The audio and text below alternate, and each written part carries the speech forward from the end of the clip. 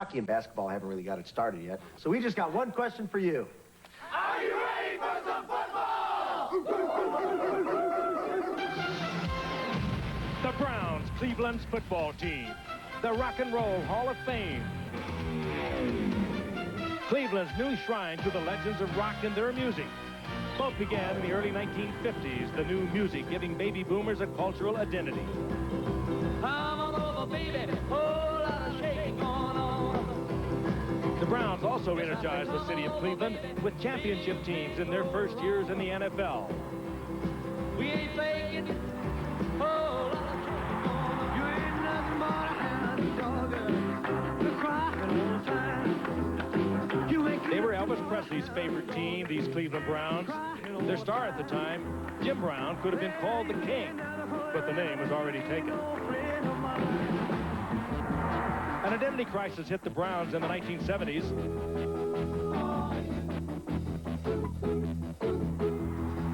Their division rivals, the Pittsburgh Steelers, hammered them into oblivion.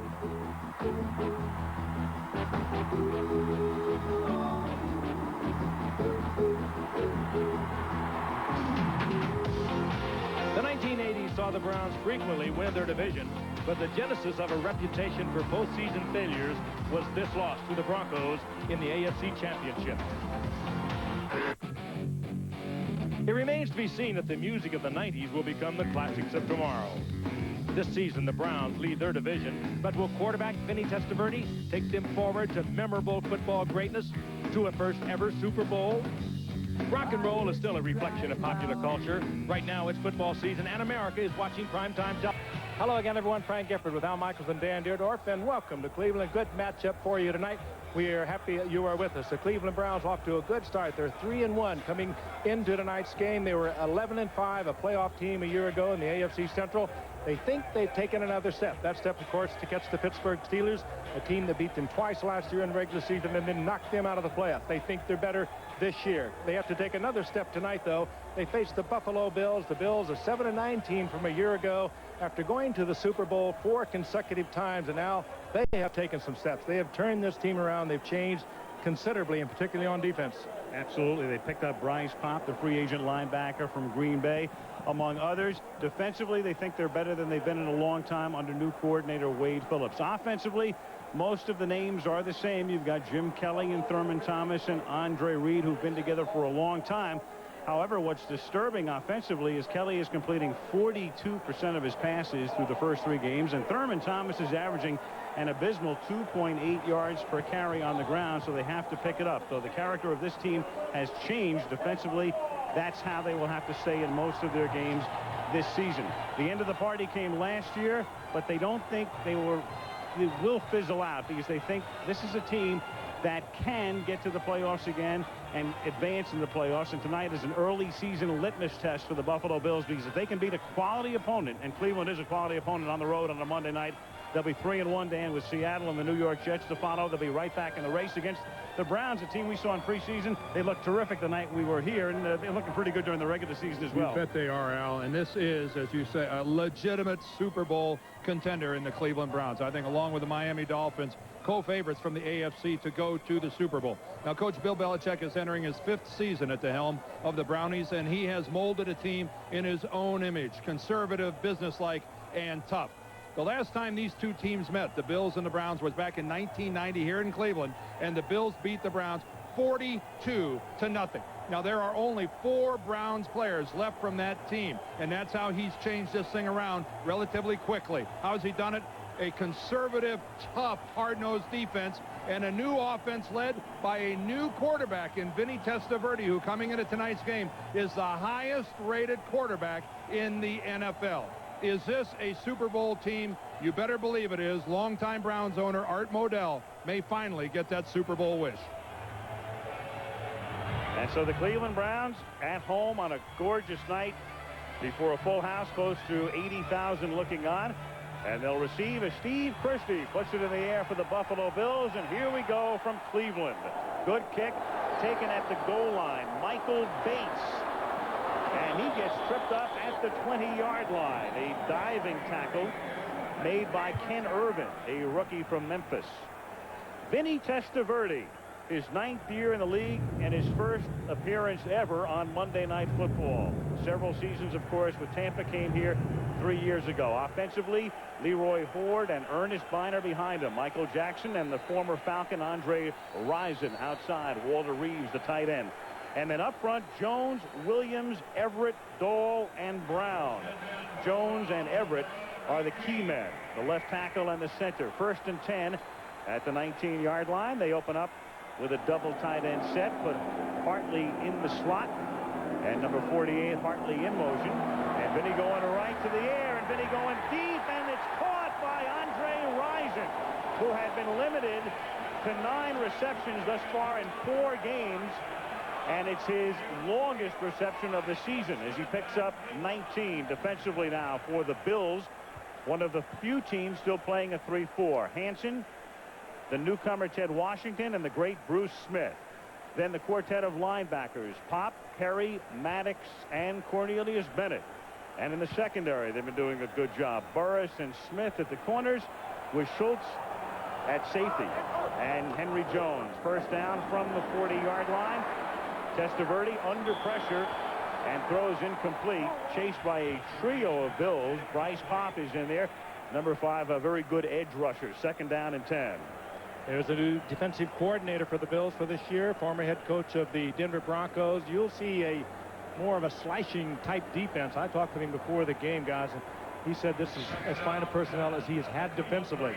It says quite a bit. I think they're going to have to run a lot of line stunts because, with the exception of that guy right there, Bruce Smith, I don't think anyone on Buffalo's defense is going to whip their guy one-on-one unless it's Bryce coming off the corner. That time, Pop got in there on a line stunt. Look for a lot of that tonight. 2nd and 10. Vinny to the air again, and the pass is incomplete, intended for Andre Rison. ABC's Monday Night Football is being brought to you by the all-new Ford Taurus. A look you've never seen from a name you know well. AT&T, your true choice. And Bud Light, if you want great taste that won't fill you up and never lets you down, make it a Bud Light. One of the strengths of the Cleveland Browns is this huge offensive line. They've done a very effective job protecting Testaverde. They led the NFL in allowing the least number of sacks last year with only 14. They are quick, they are talented, and they are huge. Ernest Biner is in the game. He's their 3rd down back. 3rd and 10. Vinny with a deep drop. Good protection, and then tries to get it into the hands of Ernest Biner. Through his hands and incomplete. So after a promising beginning and a 19-yard completion on their first play, it's 3 and out for Cleveland. Marv Levy in his 10th year. There's Bruce Smith. He's without a sack thus far this year. It could be that he is commanding a lot more attention than perhaps the other side, where Bruce Pop has 4 sacks, and Phil Hansen on the other side has 2.5 sacks. Bruce Smith does get your attention. Jeff Burris back to receive the kick. The Bills have been terrible on special teams thus far this season in every phase. Tom Tupa to punt. Other than that, they've been fine. Yes, no problem. Fielded at the 21-yard line. And all of a sudden, their terrible special teams play looks a lot better, and a flag comes in at the end of the play as he runs it back to the 47-yard line. Well, that almost certainly has to be a face mask at the conclusion of that play. I think it was Ernest Biner. Yeah, Ernest Biner, number 21. 40-yard kick, 26-yard run back. Certainly not a necessary one. Face mask, 5 yards on the kicking team, 5 yards from the end of the run. 1st down. Well, it's not a big one. It could be 15. Bruce DeHaven, the special teams coach, upset over it. Let's take a look at it. Biner gets his hand in there. They won't let you do it.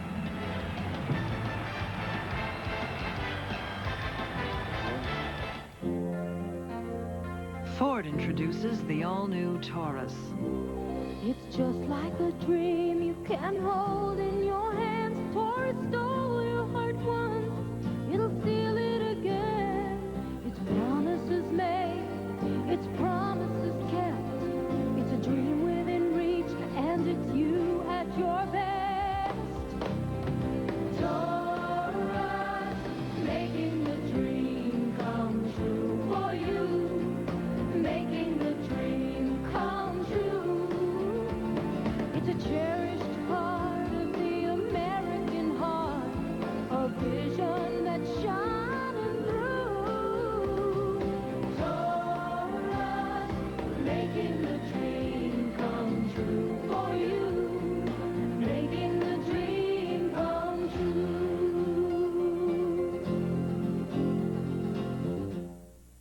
It has 12 cylinders, 492 horsepower, and one antifreeze coolant to protect it all, Zerex.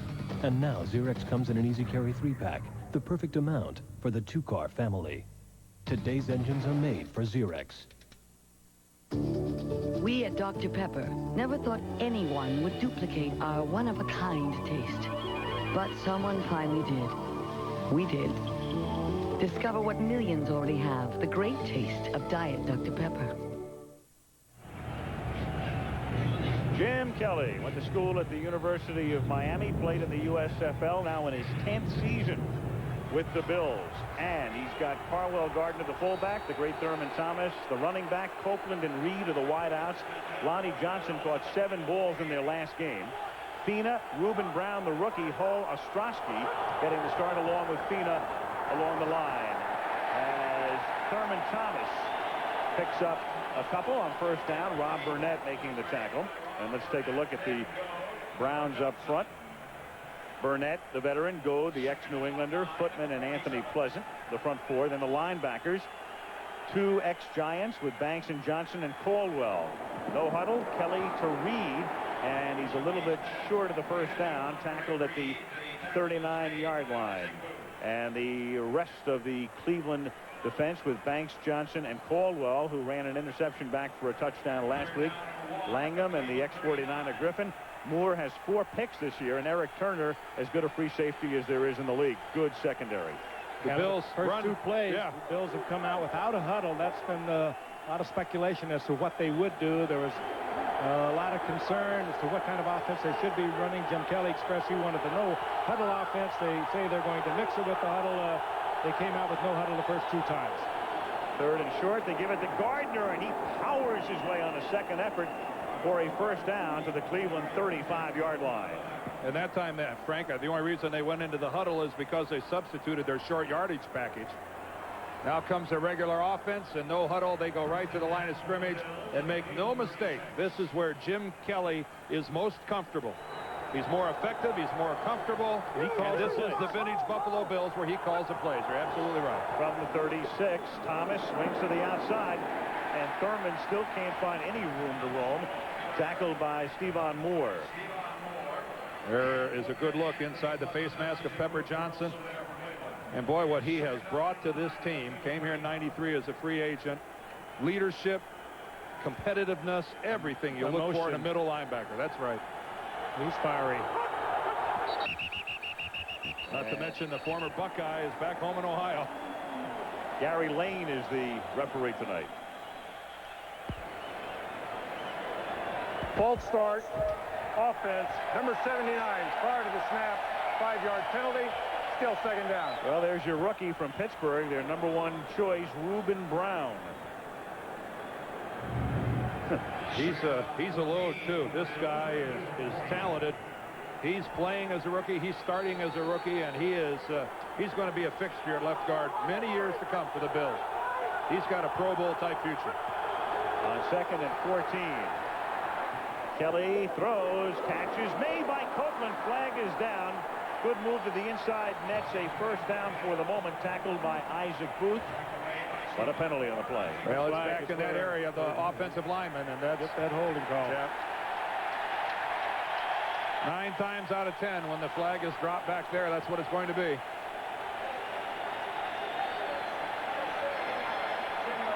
Reuben Brown again, I think is what he said.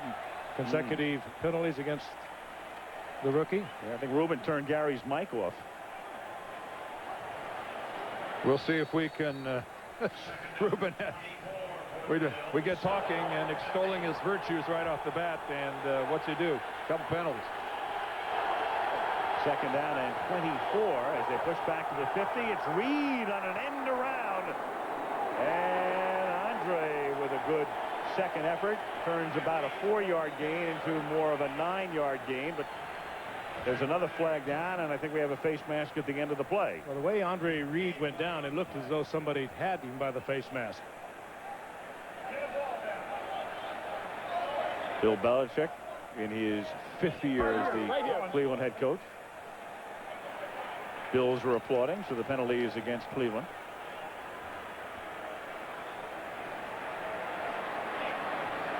Gary, turn your mic on. And this is going to be, more importantly, a first down.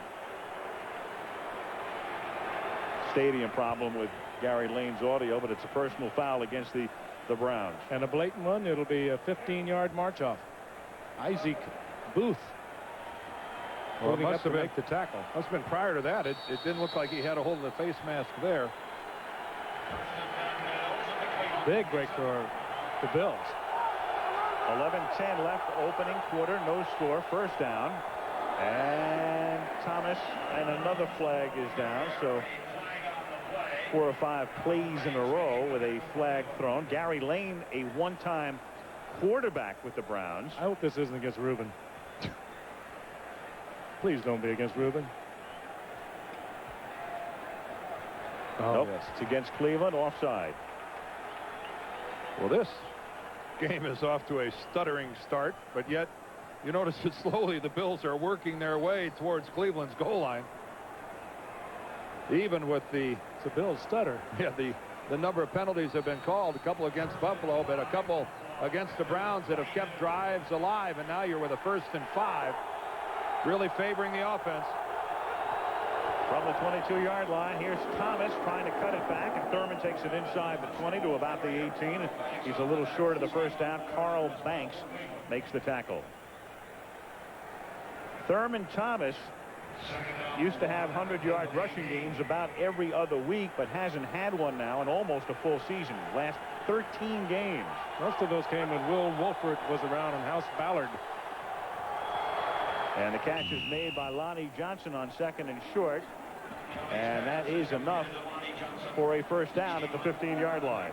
The biggest change that has happened to the Bills over the past few years, Dan, wouldn't you say, has been the erosion of talent off that offensive line. They don't control the line of scrimmage. And this is not an all-star pass by Jim Kelly either. Low and away, and I think that was a fine job by Lonnie Johnson of handling it. But you're right, they're not as dominant up front as they used to be. Kelly on 1st and 10 hits Justin Armour for a touchdown. The rookie from Stanford, Justin Armour, gets free over the middle and puts it in the end zone, and Banks shaken up. That's Justin Armour's first NFL touchdown. He's going to keep the ball, and I don't blame him. Only his 4th reception. Yeah. He's a big target. He runs real fine pass routes. He doesn't have great speed. He's 6'4", gives you a big target coming across the middle, and good protection for Kelly, and a lot of concern now on the Browns side of the field as Carl Banks is having his problems. Kelly with a soft low and away follows it up with an absolute strike right down the middle to Armour. The 2 safeties are just too late in arriving for the Cleveland Browns. Turner and Carl Banks looked like they made contact right on the goal line, and Carl Banks remains on the ground. An injury timeout before the extra point attempt.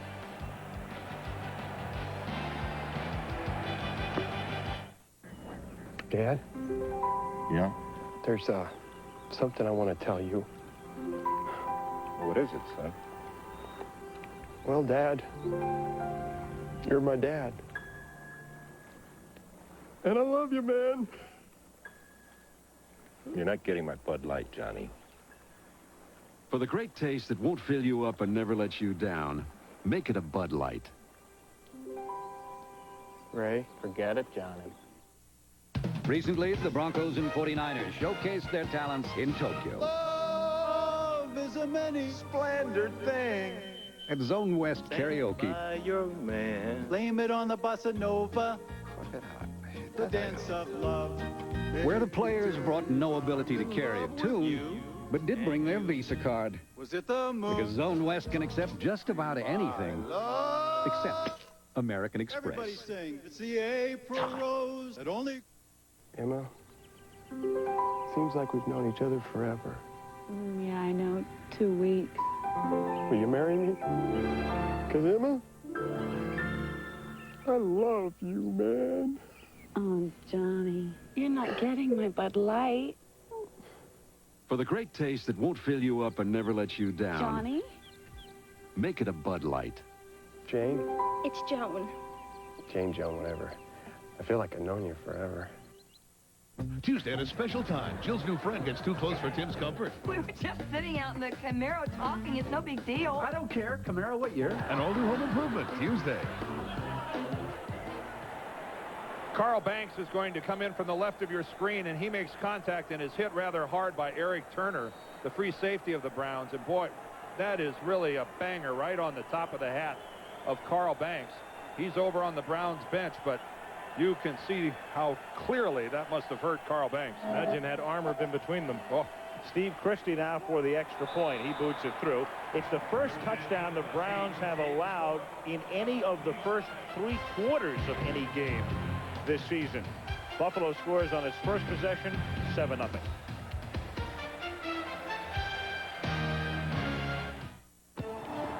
Pennzoil Performax 100 Synthetic Motor Oil presents the 100% protection play. Wide receiver Chris Carter of the Minnesota Vikings is an easy target, and quarterback Warren Moon proved it throughout the 1994 campaign. Moon's protection never wavered as Carter hauled in 122 passes, smashing the NFL record for receptions in a season. Chris Carter of the Vikings has set the new NFL single-season receiving record. Wow, how'd they do that? Pennzoil introduces Performax 100, 100% synthetic at a breakthrough price. 100% synthetic at a price this low? How'd they do that? Leave it to Pennzoil to make synthetic affordable. How'd they do that? Hey, there's more. An extra $6 rebate on a case. Or $6 off on an oil change by the pros. How'd they do that? Engine problems? Before you try a tune-up, try gum out first. The solution could be less than $5. Ford introduces the all-new Taurus, where every curve flows into an ingenious new design, where one-of-a-kind ideas unfold, where everything you touch is soft on your fingertips. And even the back seat shows forward thinking. The all-new Ford Taurus. Making the dream come true. Cleveland Stadium on the lakefront, and there is a shot from high above the Goodyear blimp Spirit of Akron on a gorgeous night in northern Ohio. And as Frank mentioned at the very top, an electric feeling in this city. Monday Night Football, and then the Cleveland Indians play the Boston Red Sox at Jacobs Field about a mile away the next 2 nights in the American League Division Series. 7-0. The Buffalo Bills have the early lead. Steve Tasker has been hurt, and he makes his first appearance of the season. The great special team star, number 89. Christie's kick fielded by Bates, a yard into the end zone. And Bates has room. Down the sideline he goes, and he's finally forced out of bounds just shy of the 40-yard line. Pushed out by Marlon Turner. Buffalo showed how important a good kickoff return can be. You saw their return, and with the penalty, they started inside Cleveland territory and turned it into a touchdown. And now we'll see if Bates can make his return pay off for the Cleveland Browns as he gets it up to the 36. Good work getting outside the perimeter of Buffalo's coverage. And the Brownies get to start in relatively good field position. Testaverde on his first possession completed his first pass, and then threw 3 incomplete passes. And now their first running play is Leroy Horde over the right side for nothing. Met by a quartet of Buffalo Bills. Bruce Smith right in the middle of the action. Still fine after all these years. Bruce Smith in his 11th year, in my estimation, hasn't lost a step. What he does to an offensive coordinator setting up a game plan is just mind-boggling. Well, it's such a great matchup tonight, Frank, between he and Tony Jones. 6 of the sacks, 10 sacks for Buffalo have come from the left side across on the other side from Bruce Smith. 2nd and 10. Horde through the middle, and nothing happens there. He's tackled by Mark Maddox, number 55. Smith, of course, is one of the constants, and so is Bennett. But one guy the Bills are missing this year is Darryl Talley, one of their great leaders at linebacker for a lot of seasons. But they did pick up Bryce Popp. And what you pick up there in trade-off kind of is that Darryl Talley was a guy that can get downfield, good coverage linebacker, a guy that roams the field. Bryce Popp is really a pass rusher. He's that linebacker, much like a Kevin Green and a Greg Lloyd, that really knifes off the corner to pressure the quarterback. Completely different type of a player than Darryl Talley. 3rd down and 9. Vinny over the middle, and Rison can't make the one-handed catch. Marlon Turner with the coverage on the play, and so the Browns are 3 and out, and Tom Tupa will punt for the 2nd time in the game with 8:17 to go in the opening quarter. Boy, Andre Rison was wide open. That was just behind him. That was an easy 1st down for the Cleveland Browns. Comes underneath on the crossing pattern, and they can't convert. And a rather shaky start for the Browns offensively. Now Billy Brooks gets back to accept this kick. They had Burris return the last kick, and he returned it 26 yards, but now it's Brooks to take Tom Tupa's punt. High snap, but Tupa comes down with it. And Brooks makes the catch in a dangerous play as he gets tackled immediately at the 20, eschewing the fair catch, but holding on as Johnny Thomas was right there. Another look at Andre Rison and a catchable ball on the 3rd down pass. A little behind him, but I think Andre was thinking more about where am I going to go when I catch the ball. My daughter used to think fish just came from the supermarket.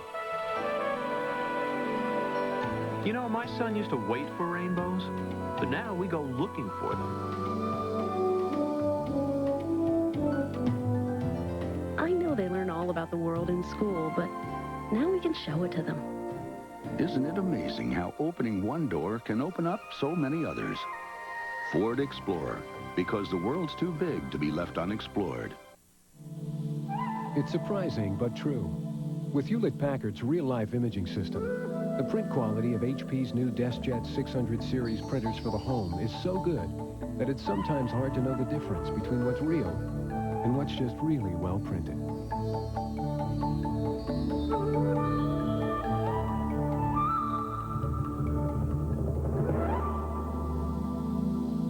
HP home printers. Just what you had in mind. As the official airline of the 1996 Olympic Games, Delta has created an event just for business travelers, the International Dash. With 4,900 daily flights to 300 cities, we'll fly you to the business world with a schedule that's as full as yours. And we don't do it so we can finish first. We do it so you can. Delta Airlines.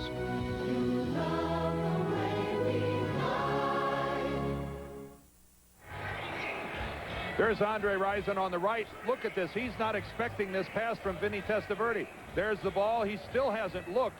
He looks at the last minute and is just able to get his right hand on the ball. If he'd have seen that thing coming, he could have adjusted his speed.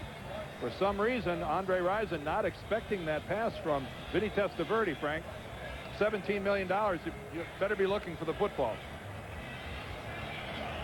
We saw interesting, excuse me, Al, Buffalo on the sidelines. They literally look at the defense to see who is going to be out there for Cleveland. Now they'll come onto the field. They won't bother going into the huddle. And meanwhile, Belichick on the other side, Bill Belichick is playing the same game. He changes linebackers, so it's a different defense than the Bills thought they had watched from the sidelines. Game of chess. Bills from the 20, 8:08 to go in the 1st quarter. Buffalo leading 7-0. A little swing pass out to Thurman Thomas. He's met immediately by Stevan Moore. Stevan Moore is a guy who's making a Pro Bowl bid early here in the 95 season. He's already got 4 interceptions, and he's not yet up. And this would be a large loss for Cleveland if he's in any way impaired. Their starting strong safety already has 4 interceptions, 1 sack, and this guy is a heavyweight hitter. In conjunction with Eric Turner, Frank, 2 of the hardest hitting safeties in this game. He's got a great pair, but it looks like Moore, at least for the moment, is going to come to the sidelines. And there's Dana Hall. He's been around a little bit too. Former 49er comes in to replace him. Moore now running, so he appears to be all right. So we've seen Turner mildly shaken and Moore as well in the first 7 minutes of the game. Against this offense of the Buffalo Bills, you need your 2 safeties to turn in a strong performance. Browns can't afford to lose either of those 2. 2nd and 9. Draw, Thurman Thomas, and we mentioned at the very top, he's averaging 2.8 yards per carry. The league average is 4.0. So he's well below the league average. He's clearly below his career average by a mile. And tonight he's averaging about a yard a carry. Not exactly padding those numbers, is No, as you don't follow the Cleveland Browns. Bill Belichick, their head coach, is the acting defensive coordinator. And he calls all the defenses. 3rd and 9 from the 21-yard line. Kelly with time, and Reed cannot make the fingertip catch. Probably wouldn't have had the first down anyway because Don Griffin and Pepper Johnson were there with double coverage. Your assessment, I think, is right on, Al. Even if he makes the spectacular catch, Andre Reed is going nowhere. Outstanding coverage by the Browns. Meanwhile, Eric Turner came limping off. The safety back to receive the kick now for the Cleveland Browns is Derek Alexander. Chris Moore, what a punt, sends it down to the 31-yard line. And Alexander with room into Buffalo territory. Penalty marker is down. Marker down as he, for the moment, goes into the end zone. Well, this marker, though, is back at the line of scrimmage. The flag is actually back at the 19-yard line. And there's another one up at the 26-yard line on the other side of the field.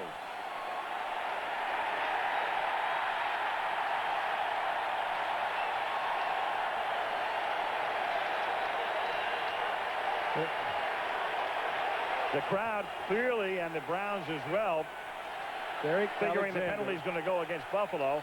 Ineligible man downfield. Touchdown. Well, special teams performing a little better tonight. Derek Alexander put on a burst of speed. It was like an afterburner. That's how you return a punt. There was no picket line intended. He saw a little gap and just turned it on with a little move to beat the punter, and he was gone. This is a new job now for Alexander. It's only the second punt he's returned in his career. The other was a 5-yard run back last week. And here's your new Browns punt returner. Yes, sir. Yeah, that'll earn you the job in a hurry. Matt Stover for the point after. So a 48-yard punt, a 69-yard return for a touchdown. And as we mentioned earlier, the Bills having all kinds of trouble this season. Special teams, clearly punt coverage, one of those problem areas. Prime example.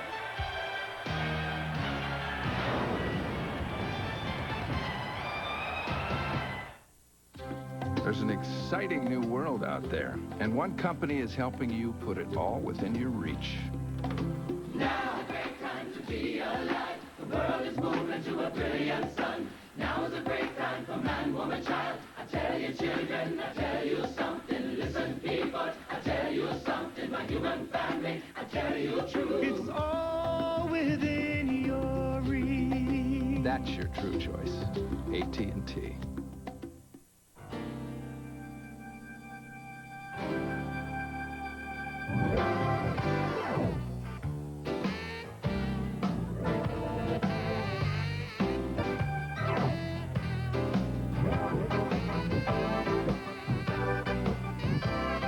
Introducing Turning Leaf Chardonnay. There's a turning leaf on the label and changing ideas about wine in the bottle. All right, gentlemen, tomorrow your butts are mine. Lights out. Man, I'm hungry. Russell Athletic Wear is made to handle the toughest situations on and off the field. Hot dog. French fries. Hamburger. Tacos. Tacos grande. Pizza. Coach, going somewhere, ladies. Hard work. Dedication. Commitment. Get Russell Athletic. Get tough. Get up there, Lord, bud. Go, go.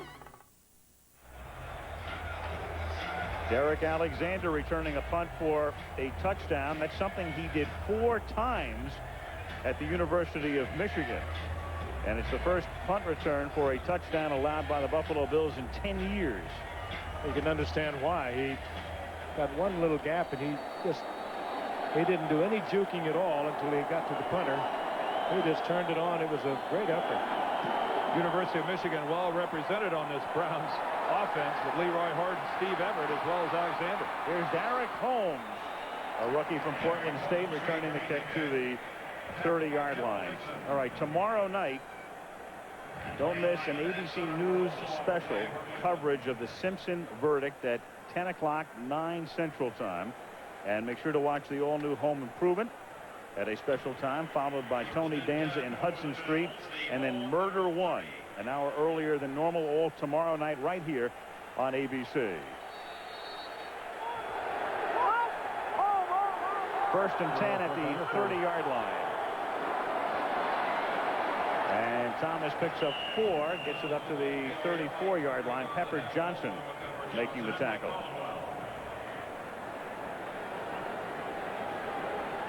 Again, look at that hurry-up offense that Jim Kelly is so comfortable with. One thing, it kind of inhibits what a defense can do. They are just playing a nickel, the Browns are right now. They're not trying to change. For the Browns right now, Stevan Moore is back at a safety position, but Eric Turner is not in the ball game. Louis Riddick is playing the other safety position. But Turner lives up and looks like he is ready to go back in. Standing by Bill Belichick with his helmet in his hand. 3rd and 2.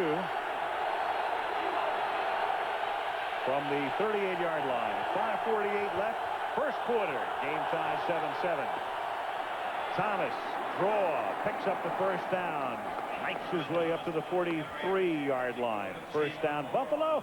And let's get our initial report from Lynn Swan. Lynn? Al, when that collision occurred between Banks and Turner earlier in this ball game, Turner came limping badly off to the sideline. Ever since, he has been limping badly in the right leg. They brought him over to the sideline. They put a wrap above that right knee. He's gone back in the ball game, but he keeps coming back out because he's having a problem with it. Now, they're not saying what it is, but obviously it's going to bother him throughout the rest of this ball game. Al? Not in for this play as Holmes makes the catch, and he is down at the 46-yard line. The play whistled dead at that spot. There's Carl Banks. Eric Turner is back sitting on the Browns bench. He's being attended to by a couple of the Browns personnel. He looked like he wanted to go in, and they wouldn't let him, and now they're working on that right leg that Lynn spoke of. And they've got the knee pad lifted up, and they are looking at the knee. Kelly again calling the play at the line. 2nd and 7 from the 46. Derek Holmes takes it to the 46, picks up a first down. Holmes selected in the 7th round at the end of the 7th round. He's 24 years old, grew up in Southern California, got into a lot of trouble as a kid, in and out of school, went to Pasadena College for a while, and then he wound up at Portland State, and they took a chance on him. But he's got a tremendous amount of talent, and could he be the heir apparent to Thurman Thomas? Time will tell. Reed makes the catch. Pepper Johnson gave him a little kiss right there. Holmes is a pretty good blocker, Frank, but this time he got stroked pretty good. And another Cleveland Brown is down on the field. That's Antonio Langham, I believe, the starting left cornerback. And the Browns secondary is being decimated here still early in this ball game. Again, it was a collision with his own man. That's Langham right there making the tackle. And there he gets hit by Caldwell. Mike Caldwell. And actually, it's Caldwell who hits Reed, who ends up hitting Langham.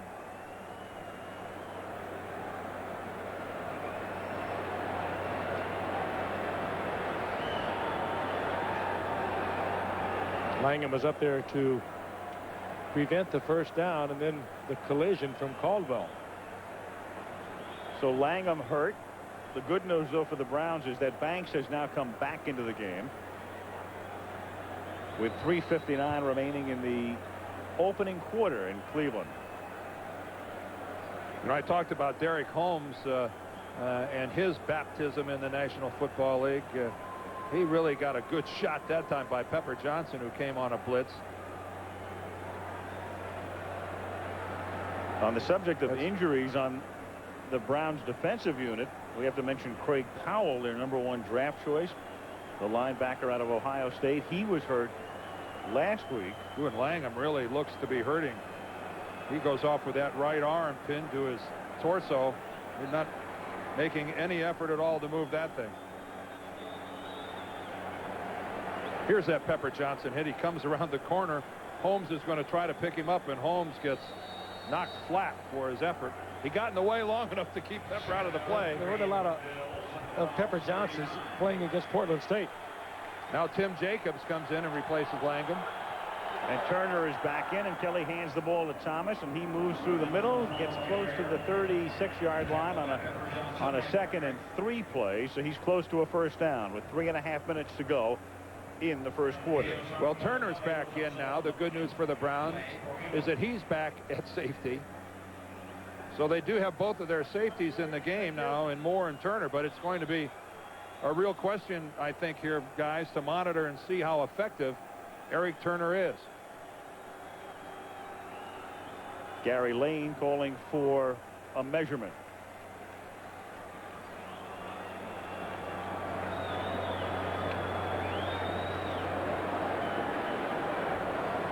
And it will be 3rd down and that much. Cleveland Stadium, home of the Browns since the Browns came into the National Football League. Their lease here expires after the 1998 season, and there's been intense speculation as to what will happen to the Browns after that point. 3rd down, inches.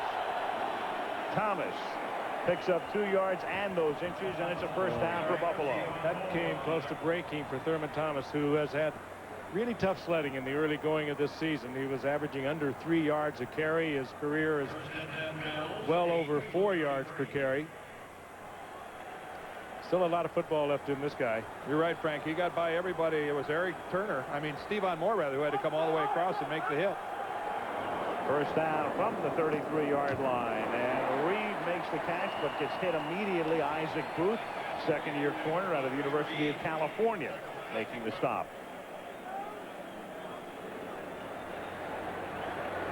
.235 left. Opening quarter. The Browns an opening day loss and then 3 straight wins. The Bills 2-1 coming in. Browns going totally against the Bills. No huddle offense with the nickel defense. 5 defensive backs. Kelly on 2nd and 7 hits Thomas, and Thurman picks up the first down. He gets taken down to the 21-yard line by Isaac Booth. So Kelly back in the K-gun is what they call it. The no huddle.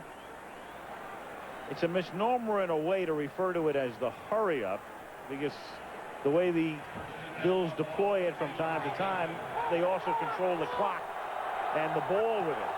At the 22-yard line, Derek Holmes giving Thurman Thomas a breather, takes it to the 19-yard line. Yeah, Holmes had a great preseason. He outrushed all the other NFL backs. They were kind of stunned with his ability. He is a natural runner. Al outlined some of the problems he had in Southern California, Pasadena City College, but he had an outstanding 2 years up at Portland State. 2nd and 7. Kelly incomplete. Only his second incomplete pass. Lonnie Johnson, the intended receiver, and there's a flag down on the other side of the field at the line of scrimmage. They may get Holmes for a chop block. Holmes that time went to the side and put a chop on the defensive end for the Cleveland Browns coming upfield. When a defensive end is battling the offensive tackle, you can't come in and hit him below the waist. Personal foul, chop block, number 44 and number 74 on the offense, 15-yard penalty. Repeat, 2nd down. Mike Frederick is number 94, and you see him there working against Glenn Parker, and here comes the chop block right here. Well, this is a That's a good way call to see by the why they don't allow that. Had that foot been planted, that could have been a full-blown knee right there. Yeah, you just can't do it, and that's a good job by the official all the way over on the sidelines at spotting that thing. 12th play of this drive. It is 2nd and 22.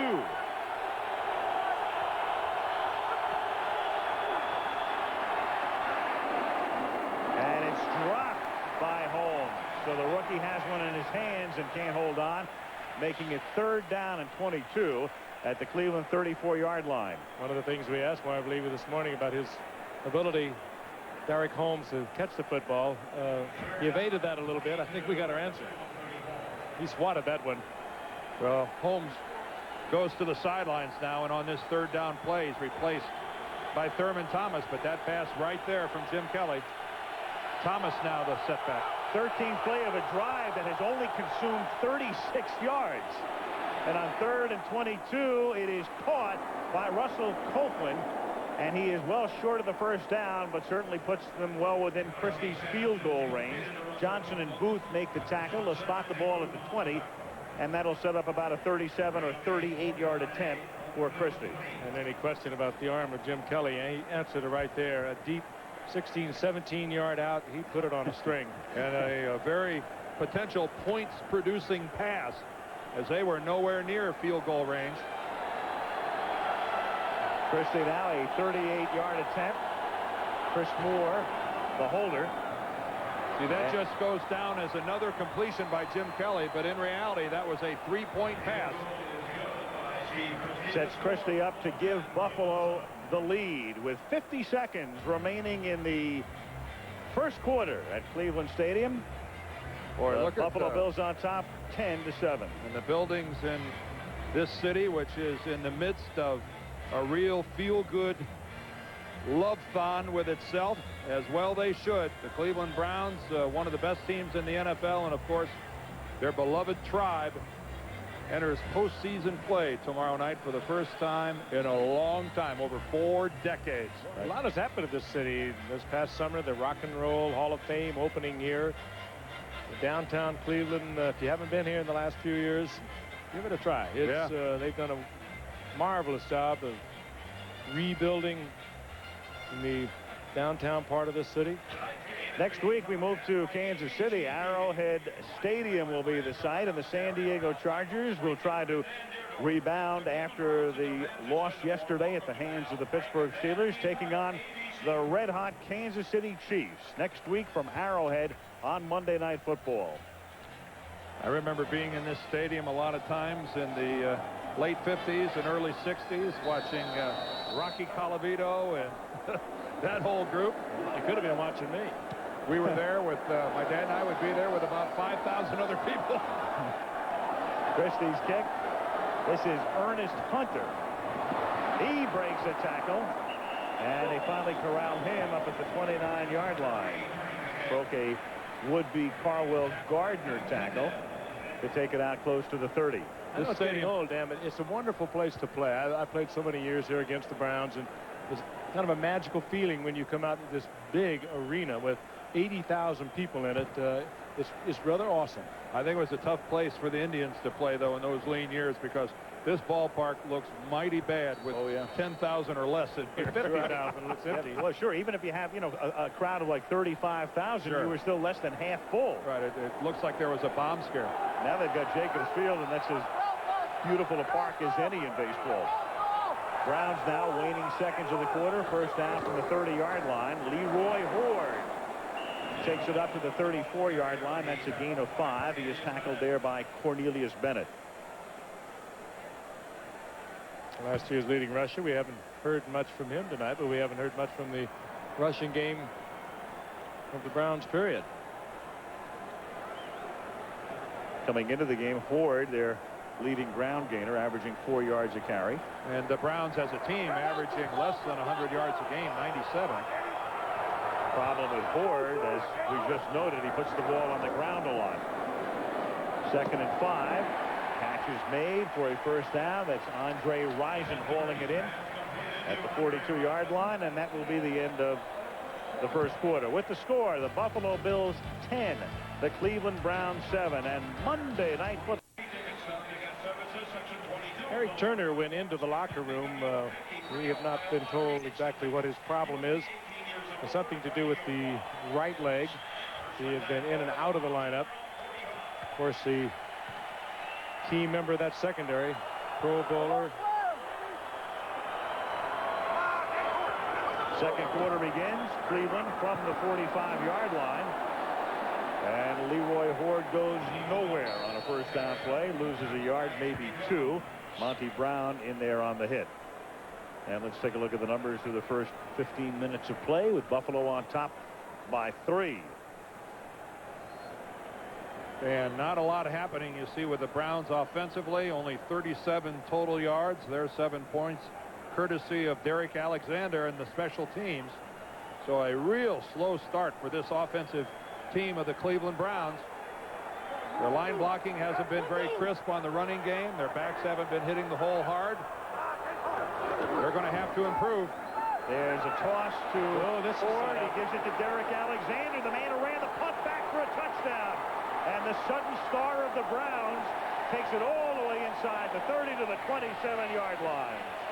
Oh, that was a brilliantly conceived play, almost like returning a punt. You set a picket line up. It was beautifully set up, beautifully disguised,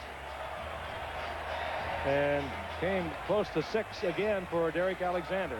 You really run it like you do a punt. As the fake to Horde, he hands off to Alexander. Look at the blockers out in front. One of the key blocks was by Vinny Testaverde, who fanned back, made a block, and to help spring Alexander. 1st and 10 at the 27-yard line. Vinny hits Michael Jackson. He makes his first catch, and he's rolled down by Thomas Smith after a gain of 9.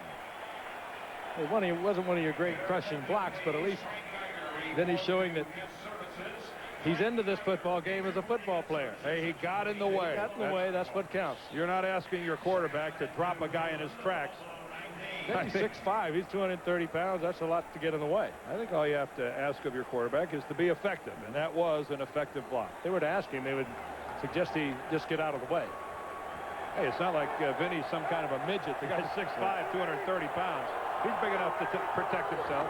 2nd and a long yard. And Horde gets tackled by Bruce Smith very close to a Cleveland first down with 12:45 left in the half, and Buffalo on top 10-7. Browns using a lot of blocking off the wing, putting a tight end in motion.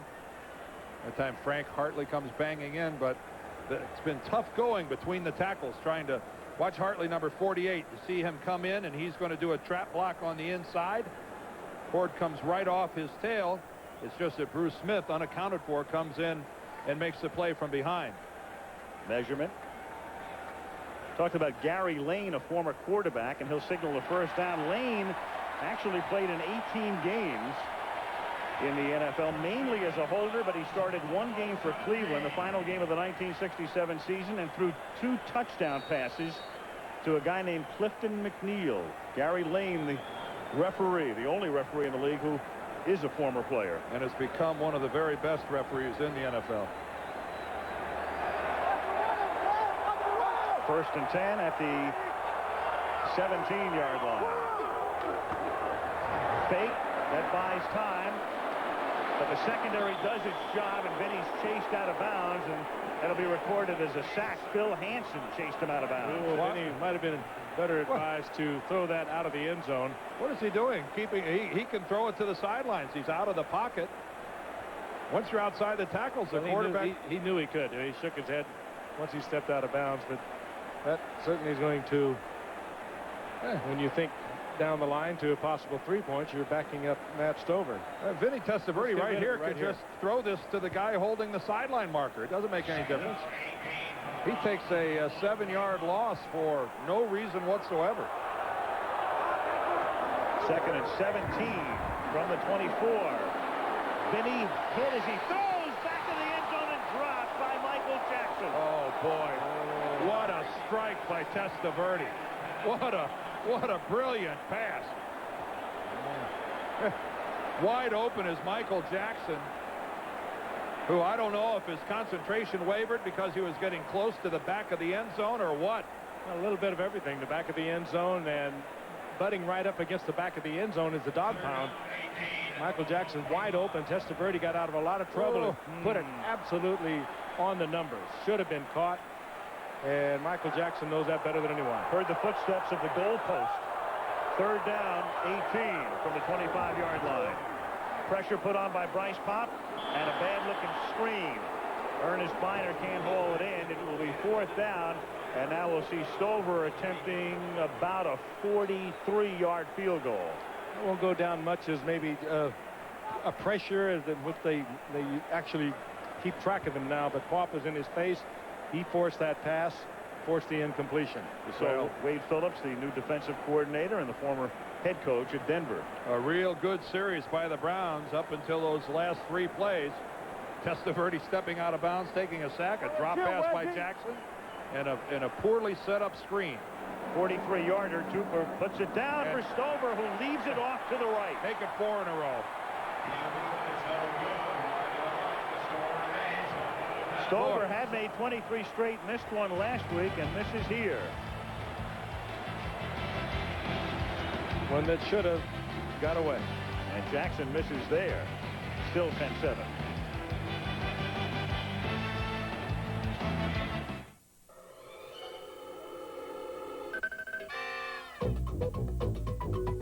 You've heard all about the many fabled wonders of the information superhighway. Starting with Windows 95, it's a lot easier to actually get somewhere on it. Start connecting. Start Windows 95.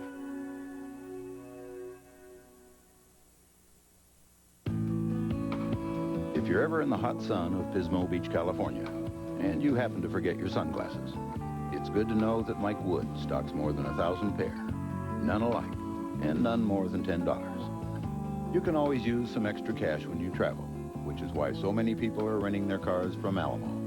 So if you want a great deal on a rental car, just ask Alamo. You could have enough left over to be real cool, even when it's hot. And then, come on! And then, let's go! And then, high in the hills with all the greenery, we're pruning the scenery with heavy machinery. We shut down our stores and put up our axes, and then. Then we relaxes. With a bush penny!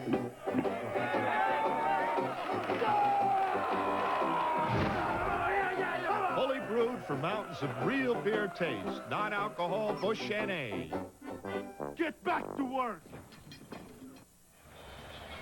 Tomorrow, stay with ABC News for Simpson verdict coverage. It begins with an extended Good Morning America at 7 a.m. Then the verdict live with Peter Jennings starting at noon Eastern, 9 a.m. Pacific. Immediately after the verdict, Barbara Walters with an exclusive live interview with attorney Robert Shapiro. And that's tomorrow. Plus more on an ABC News special at 10 Eastern and Pacific, 9 Central tomorrow night. The verdict's to be announced at 10 a.m. Pacific time tomorrow morning. Back to football. 33-yard line. Buffalo has it after the missed field goal. Flag is down. Catch made by Lonnie Johnson, the tight end. A temporary 10-yard gain pending the penalty. There's the old QB, Gary Lane.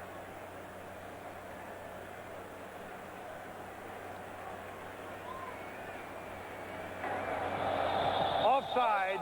Number 85 on the offense, lined up in the neutral zone. 5-yard penalty, still first down.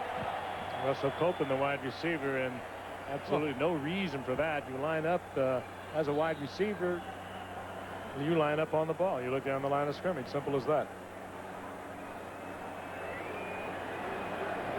You can see Copeland, the bottom guy in your picture, and he's, from that vantage point, well across the line of scrimmage.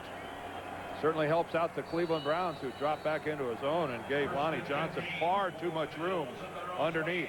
I don't think it'll be long before the Bills come back to a play similar to that. Not well defensed by the Browns. First down, 15. 11-12 left first half. Buffalo up 10-7. Kelly, low pass caught by Thomas, and he gets spun down. He broke out of Stevan Moore's grasp, but he slowed him down enough and was stopped at the 29-yard line. Monday Night Football is being brought to you by Russell Athletic, for really tough athletic wear that can survive anything. Get Russell Athletic, get tough. Bud Light, if you want great taste that won't fill you up and never lets you down, make it a Bud Light. And Windows 95 from Microsoft. Where do you want to go today? Kelly wants to go 15 yards today on this play on 2nd and 15. And Andre Reed can't make the catch. Pepper Johnson with the interception, and they're going to say he was down by contact at the 40-yard line. But it is Reed hurt. It is an interception and a monster collision. A monster collision between Andre Reed and Pepper Johnson. I mean, Pepper Johnson did it all on that play. He caught the ball almost simultaneously with crashing into Andre Reed, and Reed is still down. And this is apparent, a collision between a 190-pound guy and a guy who weighs 240. But Dan, Johnson's just reading the ball all the way. He had no primary coverage. He focused on the ball, caught it in the chest, and leveled Andre Reed. This will be a great look at it right here. That's a great look at it. Our director, Craig Janoff. That is a terrific look at Pepper Johnson reading the eyes of Jim Kelly. Injury timeout for Reed.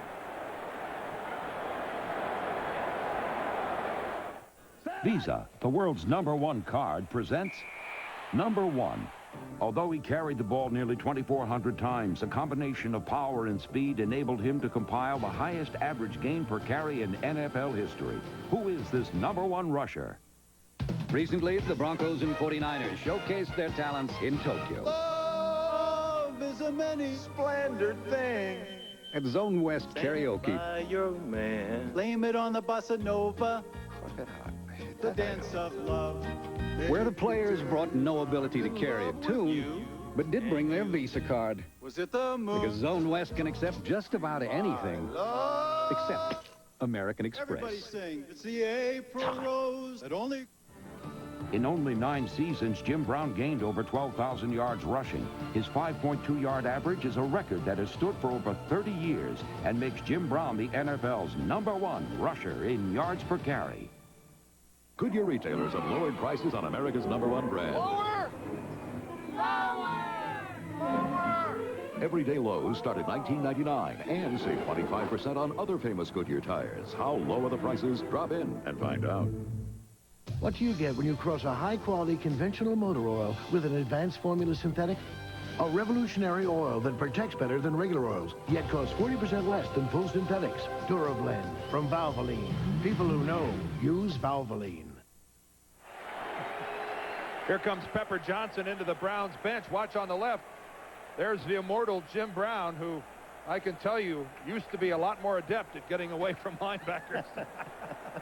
The only time he used to run over them. Instead of catch him like that, of course, he's for several years now a consultant to the Cleveland Browns. I stayed on his feet. In my estimation, the greatest running back ever to play the game. No question in my mind. Cleveland now after the intercept at the 41-yard line. And on an end around, to Michael Jackson, and he's going to throw a bomb for Andre Rison, but double coverage and picked off by Kurt Schultz. There's a flag down at the line of scrimmage. There's a flag back upfield. A bad bomb. There was little or no chance to complete that. There's Steve Crosby, the offensive coordinator of the Browns. And this one Illegal apparently... motion, offense, 2 men moving at the snap.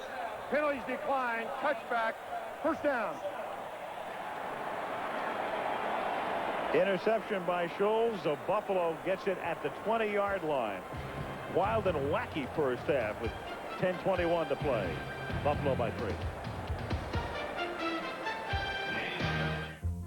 Presenting the no-fee Ford Citibank card. With every purchase, you get an amazing 5% Ford rebate that grows toward the purchase or red carpet lease of a new Ford or Lincoln Mercury, like an Explorer, a Continental, or even a Mustang. Which means you can save big and really knock down your monthly car payment. All with the superior services of Citibank. Call 1-800-374-7777 for the no-fee Ford Citibank card. No stealing your thunder. Can't be contained.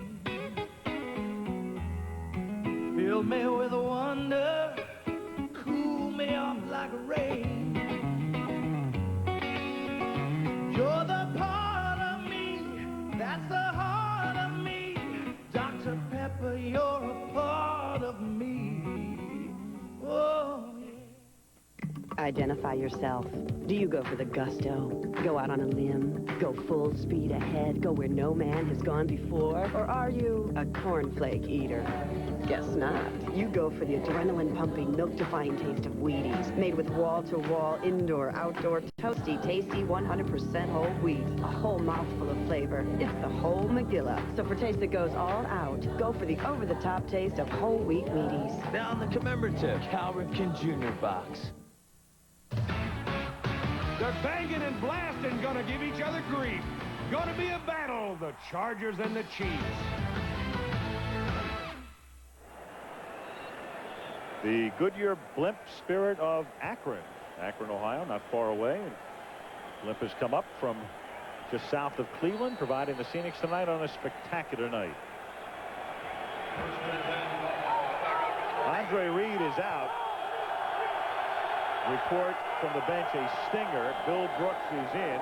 And on first down from the 20, Thurman Thomas swings to the outside. And that's a mammoth game the way things have been going for Thurman this season. A 9-yard pickup, and he's run out by Stevan Moore. And the two have a little chat along the sideline. Well, this Buffalo possession set up by the interception thrown by Michael Jackson. There's Steve Crosby, the coordinator. I can't fault him for calling this play. Remember, they had big success with Derek Alexander running an end around. So really, that set this play up. It's just Michael Jackson can't throw that thing into double coverage. 2nd and 2, and Thomas gets across the 30-yard line, and that's enough for a Buffalo first down. Well, Jackson's got to have the discipline to pull that thing down and take off with it. Of course, he wasn't helped at the other end by the fact that Andre Rison just plain falls down. Watch Rison. He kind of trips over one of the Buffalo DBs and really not able to get in there and break that thing up, which he would have been able to do if he would have remained on his feet. 4-man rush on first down. Thomas takes the swing pass and picks up 3 and gets wrestled down by Stevan Moore. Now the Browns, we've seen Carl Banks, we've seen Antonio Langham and Eric Turner at various times limping off, but they are all back in the game right now. All right, that was a good tackle by Moore, wasn't it? It sure was. Lonnie Johnson out there trying to block for Thurman Thomas. One of the players that the Bills lost this past offseason was Pete Metzelaar, as a 50 or 60 reception receiver a year. Throw up players. Thomas picks up 2, maybe 3. Stopped at about the 36-yard line. 3rd and 5 upcoming. Jim Kelly. Also lost Don Beebe, both of Metzelaar's and Beebe going to Carolina. Beebe represented the speed, and Metzelaar's was a fine receiving tight end. Reed still shaking off the effects of that stinger. 3rd down, 5. Derek Holmes is in the game. And they give it to the rookie out of Portland State, and he powers across the 40, and that's maybe close enough for a measurement. Holmes says, I've got it. And running backs usually know. See Jim Kelly. Accelerates. See Jim Kelly calling that play at the line of scrimmage. If you've ever carried on a conversation with Kelly, he has really got a raspy voice, and I think I know why. Can you imagine how loud he has to yell to get that call out to the wide receivers on the road in a stadium like this?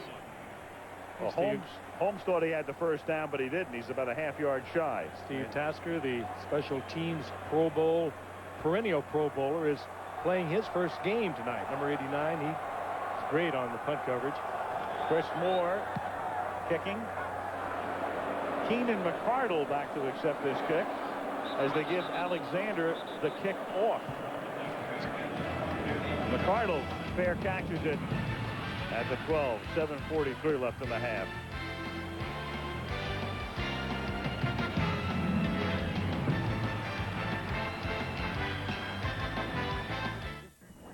Dad? Yeah? There's something I want to tell you. What is it, son? Well, Dad, you're my dad. And I love you, man. You're not getting my Bud Light, Johnny. For the great taste that won't fill you up and never lets you down, make it a Bud Light. Ray, forget it, Johnny.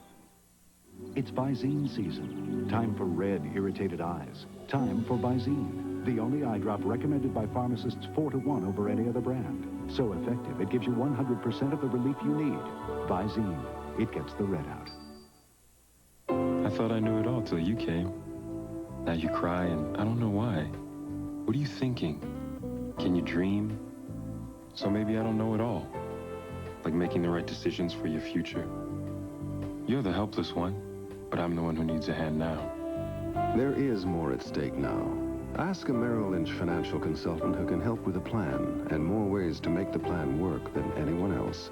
The difference is planning. The difference is Merrill Lynch. Where do germs live that surround your gums and teeth?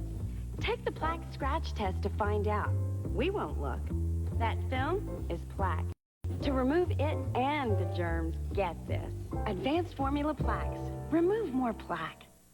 Tuesday on an all-new Murder One. The victim's secret diary has explosive revelations. There'll be a lot of sweaty palms on the west side. Murder One, Tuesday at a special time, 9/8 Central.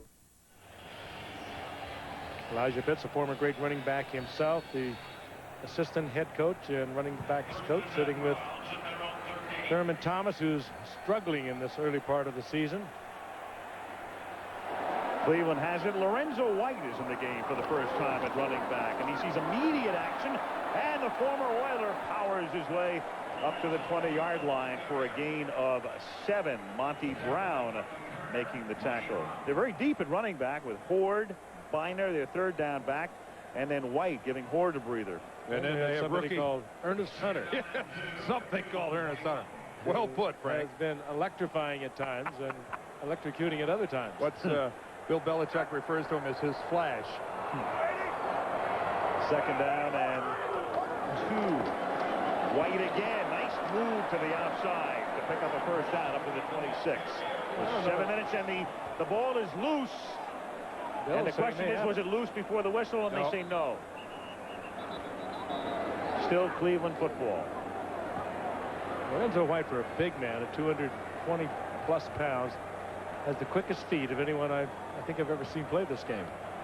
Well, he was always in the one-back offense in the run and shoot down in Houston. As we watch the conclusion of that play. And yes, Lorenzo White obviously on the ground well before the ball is wrestled loose by Henry Jones. First and 10 at the 26. Testaverde throws, and Andre Rison stretches, reaches, and makes the catch. And he's into Buffalo territory. Oh, great diving catch. Andre Rison right between 2 defenders, right behind Kerner, and in front of the safety coming over. And another perfect throw, Frank, from Vinny Absolutely Testaverde. perfect. Those of you that watched him for years in Tampa, I know, are saying, can this be the same guy? Look how beautifully this ball is delivered to Rison. In between 2 defenders. It had to be thrown here. It couldn't catch him on stride. And had it been a little further, Henry Jones would have been into the play. 25-yard gain. His longest gain in 4 games had been 15. Tonight he's caught 1 for 19, 1 for 25, and now Testaverde has to take a timeout. Timeout, Cleveland. Their first. 5:49 remaining in the half. Buffalo leading 10-7, and let's check in our New York studios with Brent Musburger. Brent? The Seattle Mariners have reached the baseball playoffs for the first time in their 19-year history. Randy Johnson was overwhelming today in a 1-game playoff for the Western Division title. He struck out 12 California Angels, gave up 3 hits, and the Mariners won easily 9-1. The Mariners jet east tonight, and they'll open against the New York Yankees tomorrow night. Coming up on the Lexus Halftime Report now, we'll have more on that stunning announcement out of Los Angeles that the jury has reached a verdict in the O.J. Simpson murder trial. Our Peter King is down in Dallas. He'll tell us the latest on injured quarterback Troy Aikman. Now back to the game. Okay, Brent, Cleveland taking a timeout. First and 10 for the Browns at the Buffalo 49-yard line. Ernest Biner is in the game as the ace back in this set. 1 running back, 3 wideouts. Vinny Testaverde going to the air, and he throws it to McCardle. Good spin move and a 9-yard gain brought down by Monty Brown at the 40-yard line. And shaken up is Mark Maddox. And Maddox was trying to make the tackle, and he went sliding. That's Mark Maddox who missed the tackle, and in the process is sliding along, gets his leg caught underneath, and then as he comes back, hurts himself. Watch this. That's Maddox trying to get back into it, comes down and lands awkwardly on his right knee, and it bends all the way back underneath him, his right leg.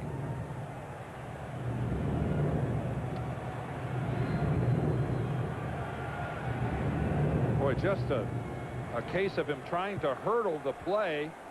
Gets his left leg caught on top and then comes down with all his weight on his right leg. Cleats caught in the grass, and we're looking at his right knee. Here it comes, number 55 over the top. That's where he catches his left. And right here, he's trying to avoid stepping on somebody and gets the leg caught under him.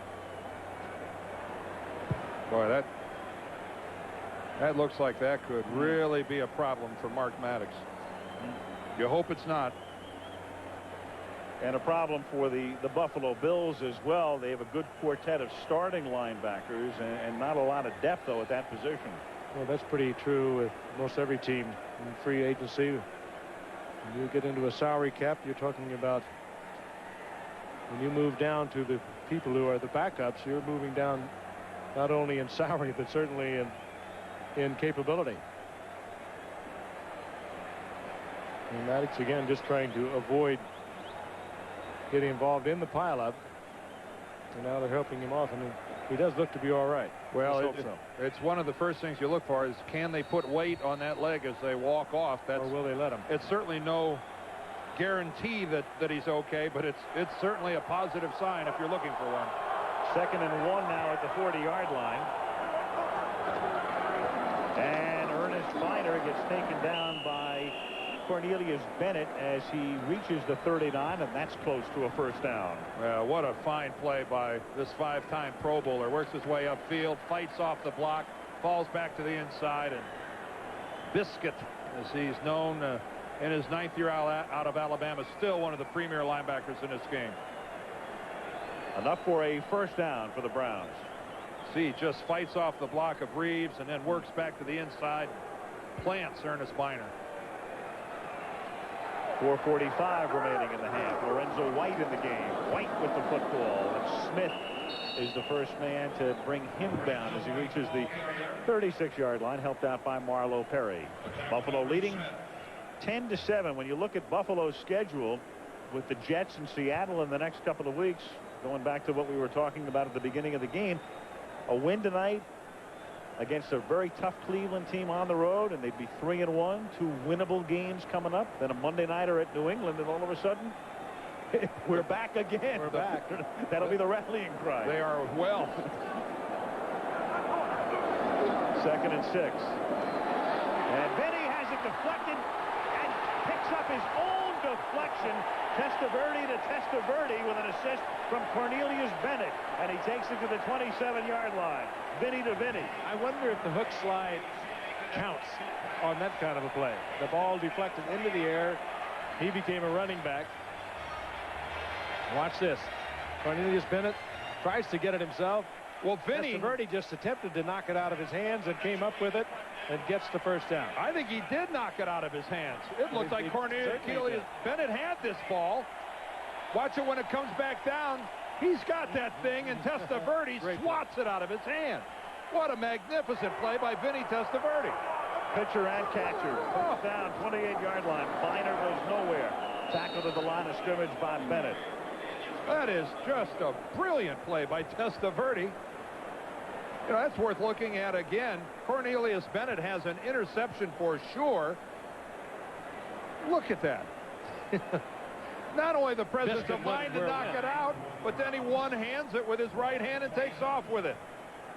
Some athleticism by Vinny Testaverde. Basketball and a baseball player at Sewanaka High School out in Long Island, Floral Park, Long Island. He was a good athlete, not just a football player. 2nd and 9, and the catch is made by Ernest Feiner at the 23-yard line. It'll be 3rd down and about 4. Well, with the exception of that one play when on first down, Vinny Testaverde stepped out of bounds carrying the football. He has played a pretty impressive first half. Well, you get the feel of his height, too. He doesn't sidearm the ball. Remember, Bernie Kosar had kind of that sidearm delivery, but he takes full advantage of his 6'5", and you got a good look at it right there. Sometimes it's very tough to get over your own men blocking the defensive line. He does it well.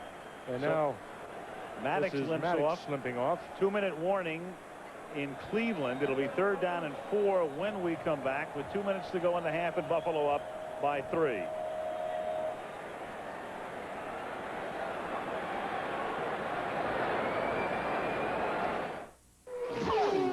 It has 12 cylinders, 48 valves, 492 horsepower, and one antifreeze coolant to protect it all, Zerex. And now, the unique anti-corrosion protection of Zerex comes in a 3-pack, the perfect amount for the 2-car family. Zerex from Valvoline, now with a $5 rebate. Today's engines are made for Zerex. Also, care for your engine with Valvoline, the #1 choice of top mechanics.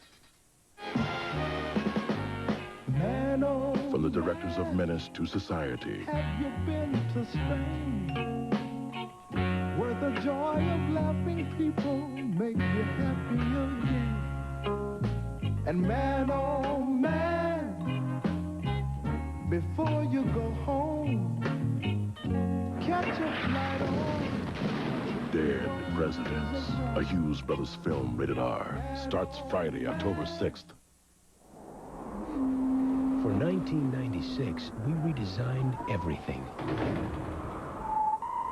For a new style, a new spirit. Not because we want to be the best thing on the road, but rather the best thing in the air.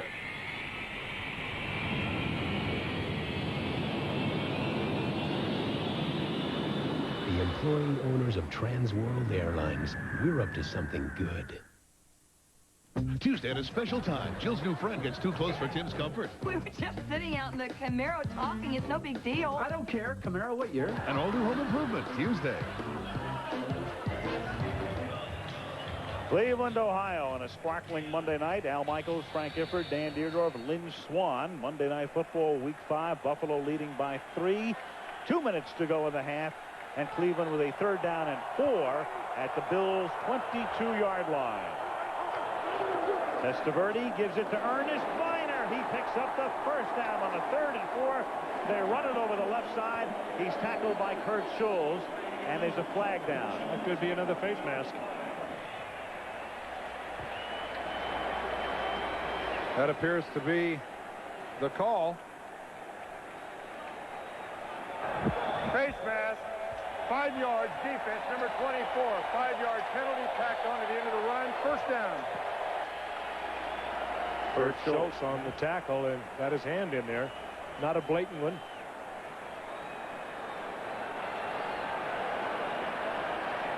Biner making his break to the sidelines, and Schulz in that trail position. He just grazed his face mask. He had his hand on it. It didn't appear that he ever grabbed it. But that was enough to draw the attention of the official who threw the flag. And enough to make it a 1st and goal from the 9-yard line. A long way to the end zone. White. A yard and a half or so. 2nd down, goal. Really a tough situation for any offensive coordinator and offensive team when you've got 1st and goal back around that 9 or 10-yard line. The defense is really condensed in the 19 yards that they have to work with, and it's where a lot of teams falter. 12th play of the drive coming up. Cleveland with 2 timeouts remaining. Clock ticking down to 1:20. 2nd and goal. Testaverde lost one. He had an open man. It was Walter Reeves. You're going to get a holding call here, I think. Yep, flag down and holding against Cleveland. Yeah. Reeves a big target at 6'4", at 270. I think Orlando Brown, the big right tackle, number 77, was right in this. Holding offense, number 77. 10-yard penalty. Repeat 2nd down. Orlando all of 6'7", 340. As his guy worked to the inside. Watch, there's Brown, 77. Well, you can see Phil Hansen with the good rip move to the inside, and he's just driven to the ground by Thomas. Again, you see that left arm right up underneath the chin of Phil Hansen, and the Brownies still in a goal line situation. Only this time a long way away. From the 16, 2nd down, goal. 1:12 to go. Fake to Biner, fake to Risen, and it is caught by Biner, and he takes it to the 14-yard line. A very slow developing and kind of strange call on a 2nd and goal. Trying to fake a reverse and come back with a screen. The Bills were right in the middle of it. Well, Bryce Popp is the guy who is right in Testaverde's face. He comes off the corner, and he's actually so far outside that Orlando Brown, the tackle, tried to cut him and just couldn't get that far out to get him. There's Popp coming. Now watch Brown. He tries to cut him, but a nice hurdle by Popp, and he really blows that whole play for the Browns. 3rd down and goal from the 13-yard line. Vinny, good protection, and then overthrows Risen. Coverage wasn't bad. Greg Evans was there. Risen had very little room to maneuver, and Cleveland will have to settle for a game-tying field goal attempt to the chagrin of Crosby. But at least, Frank, as you well know, if you're going to make a mistake there by Vinny Testaverde, make the mistake of overthrowing your receiver, not underthrowing. You don't want to get your team out of an opportunity to score. Stover now with Tupa to hold. This is a 32-yard attempt. Earlier he missed a 43-yarder. And this time he bangs it through. The line drive through. So the Cleveland Browns tie it up with 18 seconds remaining in the first half. And again, illustrating how tough it is to get in that end zone from that 9 or 10-yard line when you've got first and goal. Hard work. College football Saturday, Notre Dame against the Washington Huskies, coming your way at 3:30 Eastern and 12:30 Pacific. And before that, Ohio State, number 5, the Buckeyes rolling, taking on the Penn State Nittany Lions, trying to rebound after their defeat at the hands of Wisconsin this weekend. College football, a doubleheader coming your way this Saturday right here on ABC. And the Ohio State Buckeyes, another reason that there's a lot of feel-good in the state of Ohio about their sports teams, the Browns, the Indians, and the Buckeyes with that big win this past weekend over Notre Dame. They're flush with sports excitement here in Ohio. Well, we didn't discuss that 31-0, did we? SC. Who was that they played, Frank? That was. Was it Arizona State? Excuse me? Well, we've got a good track and field team. Stover sends it down to the 25-yard line. And this is Chris Green running it back up to the 39. Again, a report from Dallas at the half in terms of Aikman and the update on Troy's injury from yesterday. Also with the Simpson verdict coming in and to be read tomorrow, we will check in with Cynthia McFadden, ABC's legal analyst who has been covering the trial in Los Angeles, coming up on our Lexus halftime report. By the way, as I'm talking about all the teams in Ohio, I'd be remiss if I didn't mention the Cincinnati Reds. Yes, sir. You'll be seeing them later in the week, huh? You bet, against the Los Angeles Dodgers. That series begins tomorrow in L.A. and moves to Ohio over the weekend. A kneel down by Kelly ends the first half at Cleveland. The halftime score, the Buffalo Bills 10 and the Cleveland Browns 10. And back we come after this word from our ABC station.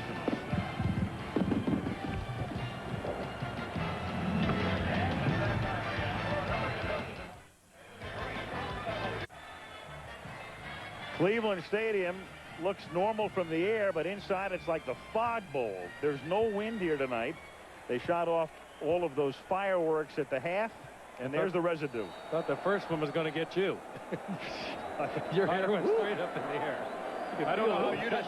I don't know how you didn't flinch. I jumped. Stover kicks off into the murk, and it's fielded at the 12-yard line by Derek Holmes, and we think he gets back to the 30. And there's a flag down up at the 39-yard line. How do you know? Well, there it is. ABC's Monday Night Football is being brought to you by Saturn, a different kind of company, a different kind of car. Valvoline, the #1 choice of America's top mechanics. And Miller Lite, and you've got the great taste of an ice cold Miller Lite. Life is good. Gary Lane will make the call momentarily. Tony Klein of Buffalo and Michael Bates of the Browns are the two involved players.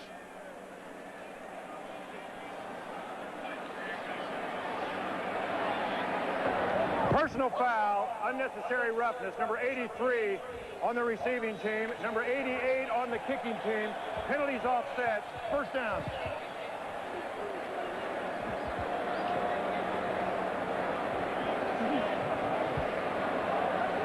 And our eagle eye spotter, Malibu Kelly Hayes, picking out both guys for you. Michael Bates and Tony Klein, and pushing and shoving and all of the rest, and draws the flag, and the end result is the same as it would have been had that not happened. Marv Levy, 10th season at the helm of the Bills. Marv is listed in the book as 67. He'd be the oldest coach in the National Football League. Our spies, however, tell us, well, never mind what our spies tell us. From the 30-yard line, Kelly throws in and out of the hands of Lonnie Johnson, who probably couldn't find it. Well, I mentioned earlier, one of the players they miss on this Bills team is the tight end, Pete Metzelaars, who in the last 2 years had 117 receptions. He was a key third down man, along with BB, who stretched the field vertically for them. They missed BB and they missed Metzelaars. 2nd and 10, game tied. Everybody knew the snap count, I think, except Ken Hull, the center. No, I think everybody knew except Jim Kelly, the quarterback. Maybe. Number 12 on the offense.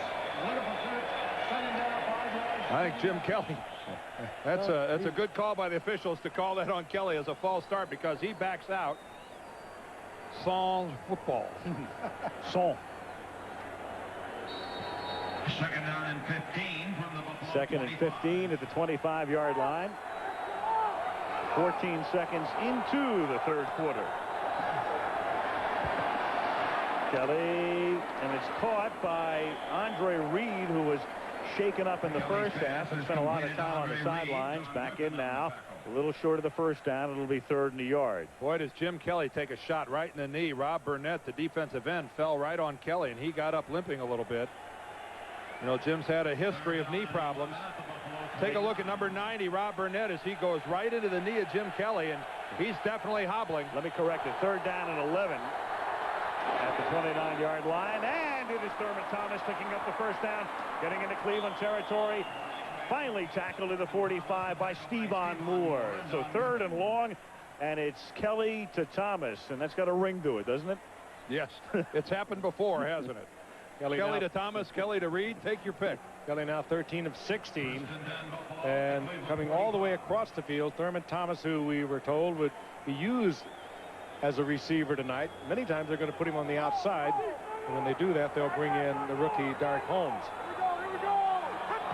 From the 45-yard line, Thomas breaks a tackle in the backfield, and Thurman picks up 8 to the 37-yard line. Dan Footman brought him down. Anthony Pleasant had him and couldn't drop him for what would have been no gain or a loss.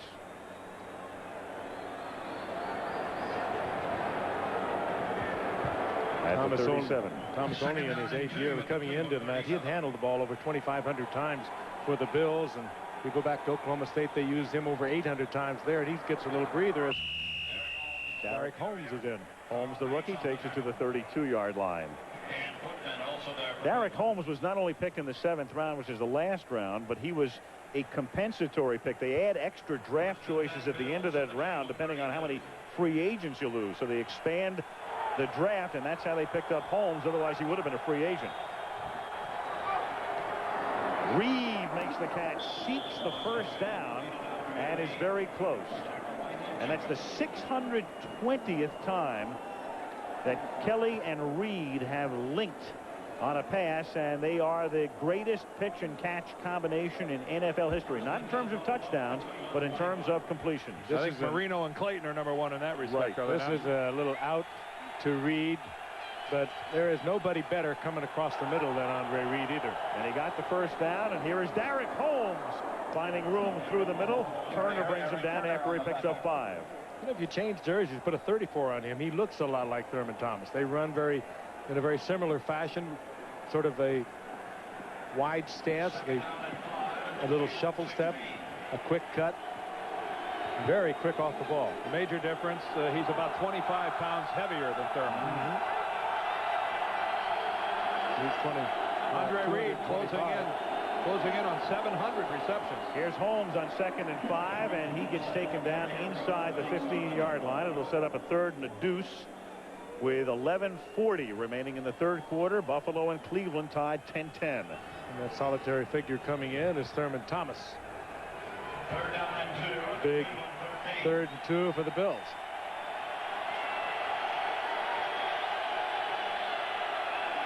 Third and a short 2.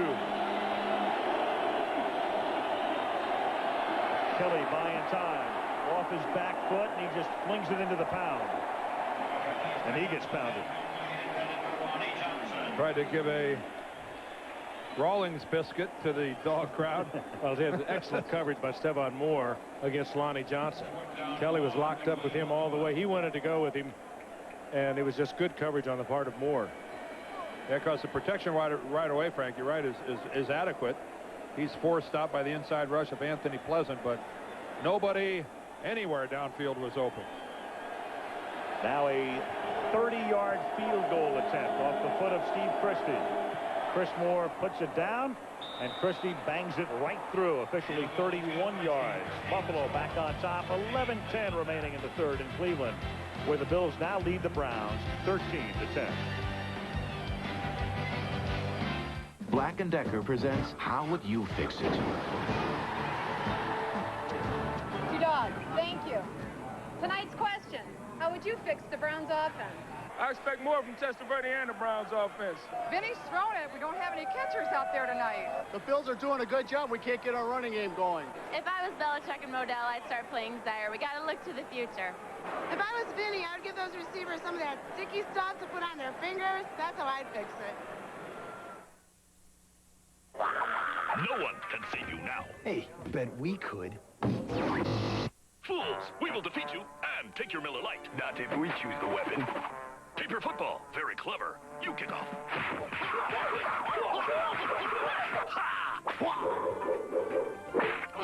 It's good. We are saved.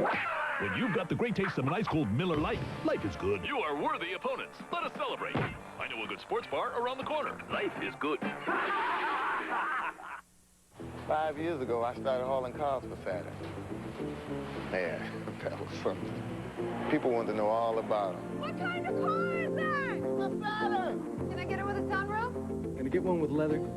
Yeah, you can get it with fog lamps. And just when I could explain everything about these cars, these are the dent-resistant doors. Saturn decided to change things and come out with new ones.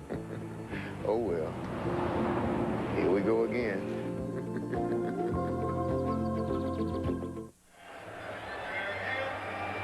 The Dog Pound, the fabulous section K9 here at Cleveland Stadium. Now they got cigars down there. Victory cigars, they hope. We asked Bill Belichick, there's one wish that he could have. What would it be? And he didn't even hesitate. They'd like to score some points. Yeah, they're right on top of the league again in allowing points, but they're not putting points up themselves.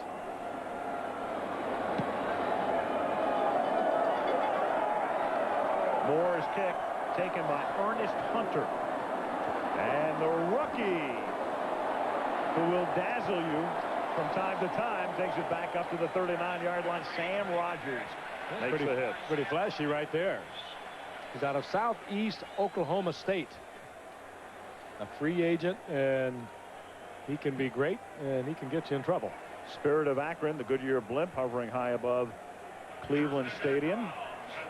And next week we will take our traveling show to Kansas City. Arrowhead Stadium is the site. San Diego against the Chiefs next Monday night. 1st and 10 Browns. They trail by 3. Early third quarter. Leroy Horde is the running back. Testaverde hits Risen. That's a 13-yard gain in the first down of the Buffalo 48-yard line. You know, Bill Belichick, when we're talking about points, Belichick said if we can score 20 points, we're going to win a lot of games, and it is really borne out by the figures. Another bullet from Vinny Testaverde. Not very simple slant in by Andre Rison, but the ball right on the hip, right in front. Vinny having an excellent game. Here's Horde. Now 20 points is not a lot. The average team scores about 20 points a game. But when the Cleveland Browns score 20 points, they're almost perfect. When they score more than 20 in a game, they've won 19 straight games, the longest streak in the league. They were the best in the league last year. They had the fewest points scored, 204 points. So it stands to reason if they can get 20 points up, they're going to win it. So what's that tell you? They play excellent defense. They play great defense. You get some yards against the Browns, but boy, is it tough to get across the goal line. Fewest points allowed in the league last season. Second down, 6. Vinny going deep for Michael Jackson, and it's incomplete. And the official took a real close look, and the back judge, just for an instant, looked like he was going to go into the back pocket and said no. Good legal coverage, Thomas Smith. And the other thing he's taking a close look at is how long did Michael Jackson hold on to the football. There is a flag, though, back upfield to the line of scrimmage. And Jackson seems like he has got a problem. Holding offense, number 66, 10-yard penalty, still second down. That's Tony Jones, who's going one-on-one with Bruce Smith. They've been locked up together a lot tonight. Jones, one of the best pass blocking tackles in the NFL. He gets caught when Bruce Smith makes another patented move back to the inside as he goes after Testaverde. There's the upfield rush, and Smith works back to the inside. And boy, Jones pulled his arms out of there in a hurry. It didn't appear to me on that he held Bruce Smith.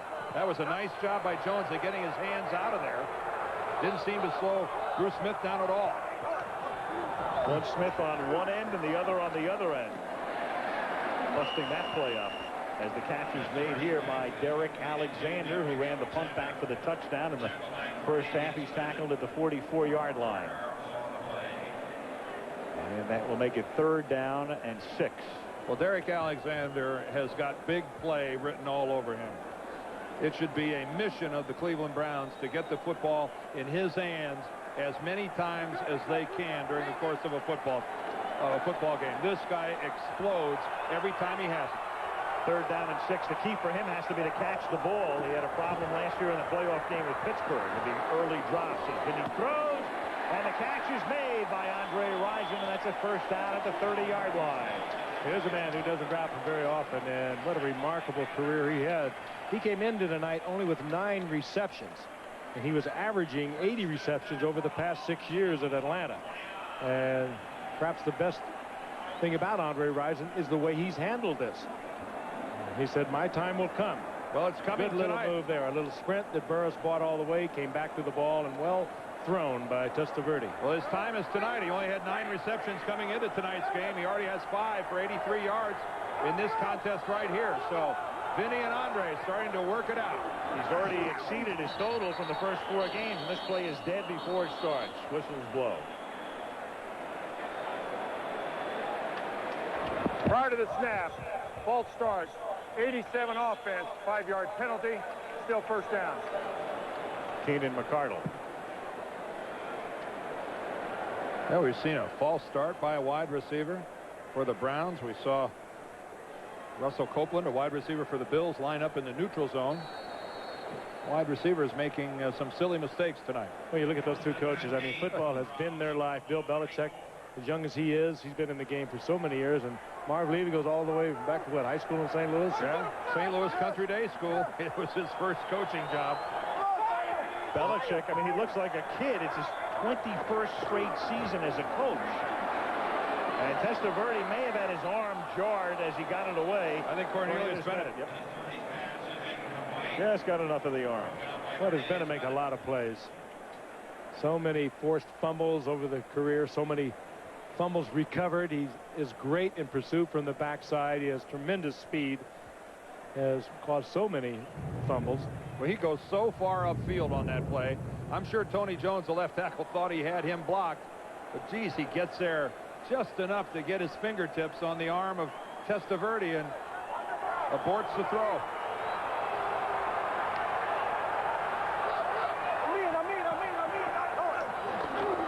Second and 15. Vinny looks to set up a screen and then throws one into the foot.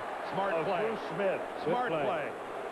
He sees that's busted and ruined by the Bills, and Vinny Testaverde, that's not a bad throw. That's an excellent throw. That's one of his best throws of the night. There were Bills crawling all over that screen, and Vinny knew it, and he just threw it right at the feet of Bruce Smith. Everybody reading it. Bennett moving to the outside. Bruce Smith moving to the outside. Dead play, and Vinny knew it and finished it. That's the equivalent of a basketball player right on the baseline throwing it into the feet of an opponent to keep possession of the ball. 3rd down and 15, and a timeout is called here with 7:41 remaining in the 3rd quarter. Timeout, Cleveland. Hi, Julie. We've been expecting you. Todd, to reception, please. You have a guest. Julie. Hi, Todd. Are you excited? What do you say we go look at your car? I'd love it.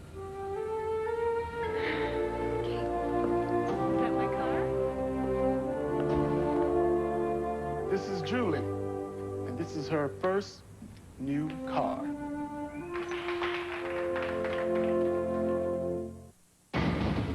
Critics declare Assassins a superb thriller. Stallone is on top of his game. Banderas is terrific. Between you and him, right? If I could give 5 stars, I'd give 6. You are me! Sylvester Stallone, Antonio Banderas, Assassins. Directed by Richard Donner. Rated R. Starts Friday, October 6th at a theater near you. Just a reminder that may help you keep those arteries nice and clear. 100% pure Florida orange juice. Fat-free and cholesterol-free. Are you drinking enough? Guess which motor oil more top mechanics use in their own cars and trucks over any other oil? Valvoline. The #1 choice of America's top mechanics. Tuesday on an all-new Murder One, the victim's secret diary has explosive revelations. There'll be a lot of sweaty palms on the west side. Murder One, Tuesday at a special time, 9/8 Central.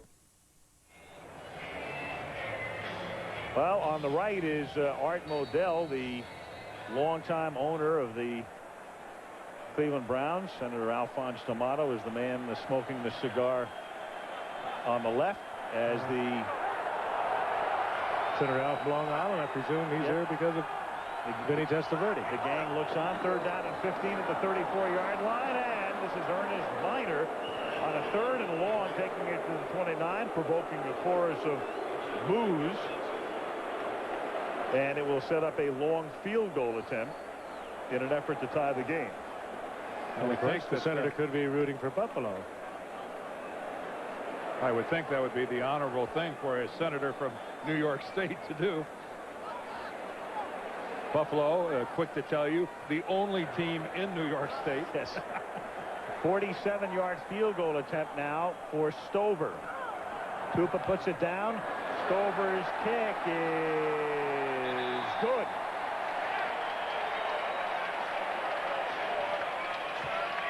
Matt Stover bangs it through. And the Browns catch him again.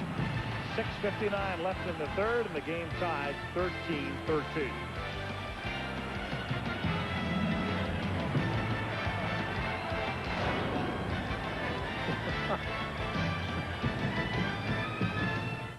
Fourth and inches. Coach Bannon, he likes to punt. Huh? No way.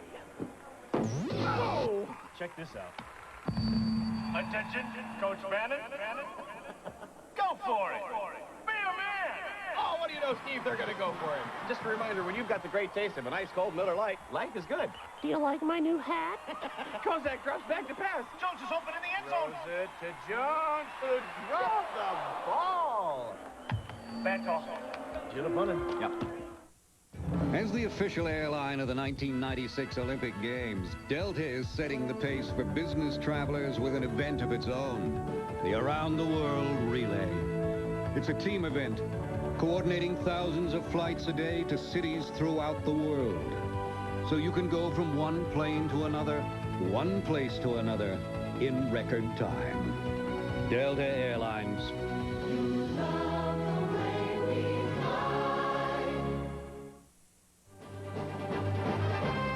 If you ever end up in some Ben-Hur movie in your all-new Pontiac Sunfire GT, with its powerful twin-cam engine,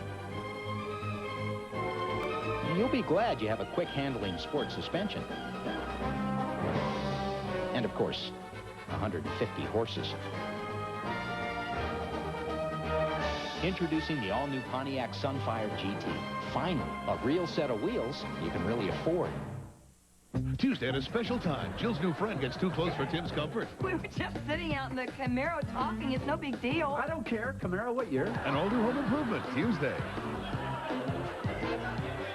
Michael Jackson on the sidelines. We mentioned earlier that on that long pass pattern where Thomas Smith knocked it away, he limped back to the sidelines, and we understand that he has a groin pull. Starting wide receiver for the Cleveland Browns.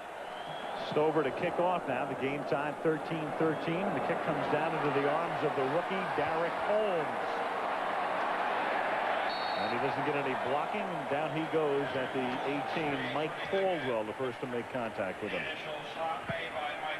6:50 remaining in the third quarter. Cleveland Browns will go to Detroit next week. And the Cleveland Browns 57 straight games without allowing 4 touchdowns in a game, and that's the longest streak in the NFL since 1937. And it speaks volumes about their defense, the way they played under Bill Belichick, and that's pretty much why he was brought here. Kelly, no screen to the left. He's got a ton of room to run, but opts to throw it into the arms of Andre Reed, and the flag comes down after the play, after Reed picks up a first down at the 32-yard line. Linemen downfield, they were all over the place. Yeah, Kelly had about as much room to run as Bono did yesterday in that game in Phoenix. Well, not quite, but you get the idea. No, not quite. I was still waiting for a Cardinal to show up in that anywhere on the screen during that entire run. Downfield, number 75 on the offense, 5-yard penalty, still first down. Well, as soon as we find a 75 there on is the none. Buffalo offense, we'd be glad to tell you who that is. Yep. But he was ineligible. Whoever he was. First and 15. Kelly into the tight end's hands. That's Lonnie Johnson. Johnson didn't catch a pass in the first 2 games, and then fielded 7 last week and catches it at the 21. Cleveland's been vulnerable to the pass to the tight end, too. They've been worked over pretty good. New England coach had 7 or 8. When Jackie Harris came in, he had 8. And Cash last week had 7. Had a big game for Kansas City last week. Second and 8. Reed makes the catch, tackled at the 26, short of the first down by a couple. Langham makes the stop, and it will be third down and about 2. When you want it, when you need it, it's tough not to go after Andre Reed. This guy, every catch just takes one step closer to Canton, Ohio. This is a guy only in his 11th year in great shape. You have to think he's going to go for a long time. Third and a long 2, and Thurman Thomas gets up close to the 30. I think he has it. This will be an interesting spot. Pepper Johnson makes the tackle. And yeah, an excellent spot. Yeah, right up there near the chalk, and that's enough for a first. The Browns fans here, the faithful, think it's far too generous a spot. A smattering of boos. Kind of half-hearted boos, though. 5:05 left. We're in the third quarter. The game tie 13-13 in Cleveland. First down. And Thurman Thomas swings to the outside. Thurman Thomas out past the 40. And a flag goes down as Thomas gets to midfield. A marker down back at the 33-yard line. Justin Armour is going to be called for holding. Bring back his Thurman Thomas' longest run of the season. Boy, the second big penalty against Buffalo in this series alone. The ineligible receiver downfield cancels a big pass from Kelly to Reed, and now, as you say, Frank, Thurman Thomas's longest run of the season is wiped out. It's tough enough to beat your opponent without having to beat yourself as well. Offense, number 84, 10-yard penalty, still first down. This has been from the outset. They have been making mistake after mistake. The Cleveland has not played. They played rather sloppy, too, but for Buffalo, this has been horrendous. That makes it first down and 20. Total of 14 penalties in the game. And Kelly has the ball jarred loose, and the Browns have the football. Anthony Pleasant, number 98, gets in there and swats the ball away from Jim Kelly. Anthony Pleasant comes into tonight's game with 4 sacks. And Rich McKenzie, who hasn't gotten a call all night, who was in on that play, is the guy who recovers it. Boy, what a big play by the Browns' big-time pass rusher, Anthony Pleasant. I'd like to say McKenzie, he's the guy who's fortunate enough to be there when the ball comes out. And look at that, it comes right to him. And the Browns, again, get another opportunity to take the lead in this ball game. Boy, great effort by Pleasant. And working against probably the best offensive lineman, Glenn Parker. Fourth game in a row in which Pleasant's had a sack. First and goal from the 7. Ford to the outside. And banged out of bounds by Henry Jones. Pop made him go wide, and then Jones takes him down.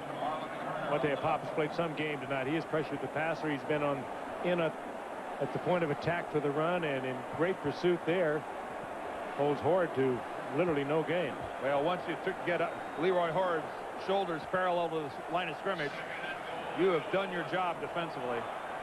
That's exactly what Pop was able to do right there. Second and goal at the 5. 4:15 left, third quarter. The game tied at 13.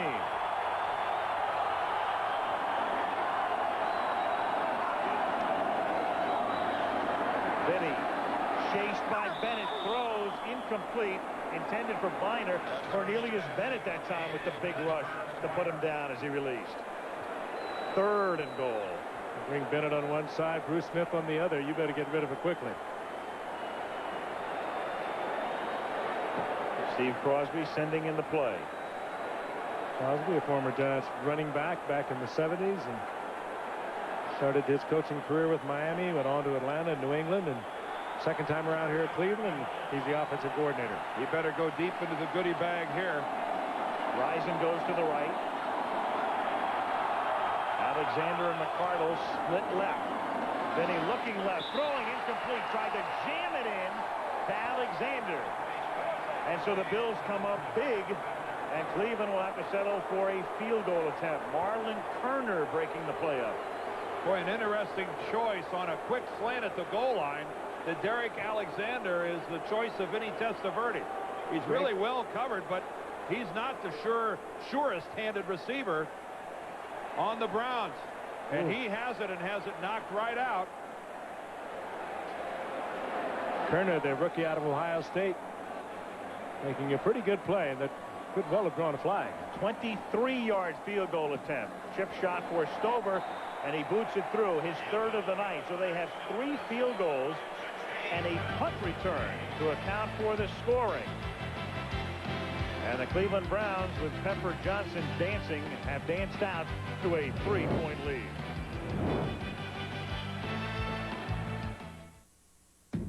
It begins with a sound you can feel. Over 200 horses, powerful, almost angry. It knows your mind with steering that feels your speed. It's a new Pontiac Bonneville. So strong, so passionate. It takes the old idea of spending thousands more for a European performance sedan and leaves it at the side of the road. The new Pontiac Bonneville. When you're Barry Sanders, one of the quickest men in the NFL, some days it seems like no one can touch you. No one can catch you. No one can even come close. Anyway, coming through. Men on a Mickey D's mission. Sausage McMuffin with egg, 4-minute milers coming through. Now you can convert $2 into 2 morning fresh sausage McMuffins with egg, or 2 hot, tempting quarter pounders with cheese. But the clock's ticking, so hurry. Hey, look who's here. Hey, Louis Lefty. Slow-mo Joe. Barry Sandbag. Your break today. No stealing your thunder. No, it can't be contained. You fill me with wonder and cool me off like rain.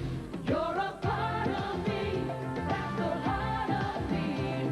Without you, I'm just a lonely melody. But together we are harmony. Dr. Pepper, you're a part of me. Tomorrow, live at 12 Eastern, The Simpson Verdict, followed immediately by Barbara Walters' exclusive interview with Robert Shapiro, and later an ABC News special at 10, 9 Central. Michael Jackson done for the night. I believe that's the familiar rap that played this game. You've seen a few of those, haven't you, Dan? You got that right. That's a wrap. Looks like a high groin. You see how far up he was wearing the ice bag. Those can last a long time with a wide receiver, a running back. Derek Holmes takes the Stover kick. And the rookie out of Portland State stays in bounds for a little extra yardage and then gets taken down up at the 33-yard line. Tomorrow night here on ABC, Home Improvement comes your way at a special time, 8 Eastern and Pacific, Hudson Street. Murder One at a special time, and that's all because of the ABC News special, The Simpson Verdict, to be read tomorrow morning at 10 a.m. Pacific. And then the ABC News special comes your way tomorrow night at 10 Eastern and Pacific and 9 Central. That's your Tuesday night lineup right here on ABC. 3:45 left in the third. Bills trailing as Thomas gets taken down after a minimal gain. And Antonio Langham was right there to stop him. Antonio Langham, just another one of the members of the Cleveland Browns secondary that at various times tonight has been hurt. He, along with Stephon Moore and Eric Turner, all have been banged up. But boy, he gets down low right at the knees of Thurman Thomas and puts him down. 2nd and 9, play fake, and a good pass out to Justin Armour. And Armour is across the 45, and that's a first down. Again, Armour, the 4th-round draft pick out of Stanford, doesn't have a lot of speed, but he has some very good moves. He's very, very bright, and he is a big target. He's 6'4", 220 pounds. Armour has scored the only touchdown of the game from scrimmage tonight on a pass from Kelly. Here's Thomas. The only Cleveland touchdown was the 69-yard punt return by Derek Alexander in the first quarter. Buffalo led early 7-0 and Cleveland tied it. Buffalo went up 10-7 and Cleveland tied it. Buffalo went up 13-10 and Cleveland tied it. And now the Browns for the first time in the game with the lead. Kelly. And that's Armour who breaks the tackle and picks up the first down, and Justin Armour gets it to the 35-yard line. Tackled by Mike Caldwell. Armour's had a whole bunch of records out at Stanford. If they throw the ball around out there quite a bit, but he had 154 career receptions. Again, I'll just point out what a terrific target he is. He's big, 6'4", 220 pounds. And they like it. Thurman Thomas. Ooh. Try to spin it back. You know, the one thing we haven't pointed out tonight, this field is a little different because of a rock concert in concert with, no pun intended, the opening of the Rock and Roll Hall of Fame recently, and you've really got a chewed-up surface. Parts of this field have had to be resodded. Some parts of this field, mostly at the other end of the field, are much softer, and the field actually appears to be holding up better tonight than it has in the past. I think it's gone from really bad to just maybe okay. Kelly makes the change. 2nd and 10. Holmes. Derek Holmes, the rookie, is inside the 20-yard line on the first down. Turner stopping them at the 19. And Thurman Thomas salutes the guy who may someday take his job. I'll tell you, Holmes, he was not looking to make a cut. Eric Turner, I think, was setting up to make a tackle on a cut, and Holmes just bowled right into him. Holmes goes about 220 pounds. Now watch this. There's no juking and jiving here. It's just boom. Holmes again. Derek Holmes to the 12. That's a 7-yard gain. Boy, this is something that Cleveland is not used to, and that's someone taking the ball and jamming it to them between the tackles. And another Brown is shaken up. That appears to be Rich McKenzie, number 99. Rich McKenzie was also on the stop. The man who recovered the fumble earlier. 47 seconds left in the third. Buffalo trailing but threatening. Goodyear retailers have lowered prices on America's #1 brand. Lower! Lower! Everyday lows start at $19.99 and save 25% on other famous Goodyear tires. How low are the prices? Drop in and find out. If more top mechanics use one motor oil over any other brand in their own cars and trucks, maybe it's time you changed your oil. Valvoline, the #1 choice of America's top mechanics. So in this equation, what is the slope of the curve? At -2.3, the slope is 9. Correct. That's his 10th completion in a row. Man, he's got skill. He knows what he's doing. Some challenge. Here we go, here we go. Hey, this kid never fumbles. Just check this out. Put it together, man. He's putting it all together. Smooth move. 50 players from the National Football League have recently proven themselves big fans of education. Man, is he fast. Together with NFL charities, these players have given a $1 million gift to the College Fund. Check it out. Their strong show of leadership sends a message to young people that education is essential, that brains need developing as well as bodies. Thanks to their support, deserving kids will have the chance to achieve greatness. Oh, he's unstoppable. These NFL players agree. A mind is a terrible thing to waste. Join them and support the College Fund. As you no doubt know, the O.J. Simpson verdict will be read tomorrow. Good Morning America comes your way at 7 Eastern and Pacific time with extended coverage. And then live verdict coverage begins at noon Eastern. Robert Shapiro will be interviewed by Barbara Walters after the verdict. A live interview tomorrow right here on ABC. And then tomorrow night, a special, an ABC News special, the Simpson verdict, to wrap it all up at 10 o'clock Eastern and Pacific. All these penalties, we may still be here. Well, we have second down now and 2. Thurman Thomas back in the game. The ball at the 12, second and a long 2. And Thomas finds enough room in the middle to get just inside the 10 and appears to be a little short of the first down. Well, don't let anybody tell you that Thurman Thomas has lost any of his lateral quickness. He takes that ball intended to go over right guard and immediately makes a hop back to the left to get into a crease on the left side.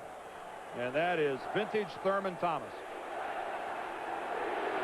There's speculation that Thurman Thomas now in his 8th year has slowed up, lost half a step or whatever. He never was fast to begin with. It's less Thurman Thomas than the offensive line with which he now works with, as opposed to the one that he has worked with over the years. They gave him a real nice spot here. Thurman, I believe, just 29 years old. So in this modern era of athletics where the players train year-round and keep themselves in much better condition than they did a couple generations ago, you'd have to think that Thurman Thomas is going to be a productive player for a couple years yet to come. That's a nice enough spot for a first down, first and goal at the 9-yard line. And again, this is tough territory. Thomas taken down back at the 11-yard line by Tim Goad. Well, that's a carbon copy of what he tried to do before. Start to the left, to the right, make the cutback, and this time, though, it wasn't there. End of the third quarter, Cleveland 16, Buffalo 13. Monday Night Football back after this word from our ABC station. Back in Cleveland, we start the fourth quarter. Al Michaels, Frank Gifford, Dan Deerdorf, Lynn Swan. Good one through 3 with the Browns hanging on to a 3-point advantage. 16-13. But it is now second down and goal as we start the fourth quarter for the Buffalo Bills at the 11-yard line. The running back is Thurman Thomas. Double tight end set here. Fake to Thomas. Kelly fires and it's almost intercepted. It was deflected by Pepper Johnson and almost picked by Mike Caldwell. Boy, Caldwell, I know it surprised him after being hit by Pepper, but it looked like it was right in his hands. Bounces from 52 to 56. Credit Pepper Johnson for making the proper read. There's Pepper number 52. He gets the left hand on it. Oh, boy, it's right there for Mike Caldwell. Kelly trying to force it in there. Third and goal. 11th play of the drive. And here's where this crowd comes into play, and Kelly has to take a timeout. Play clock was down to 6. Timeout. Buffalo. 4 seconds into the fourth quarter. Browns lead by 3.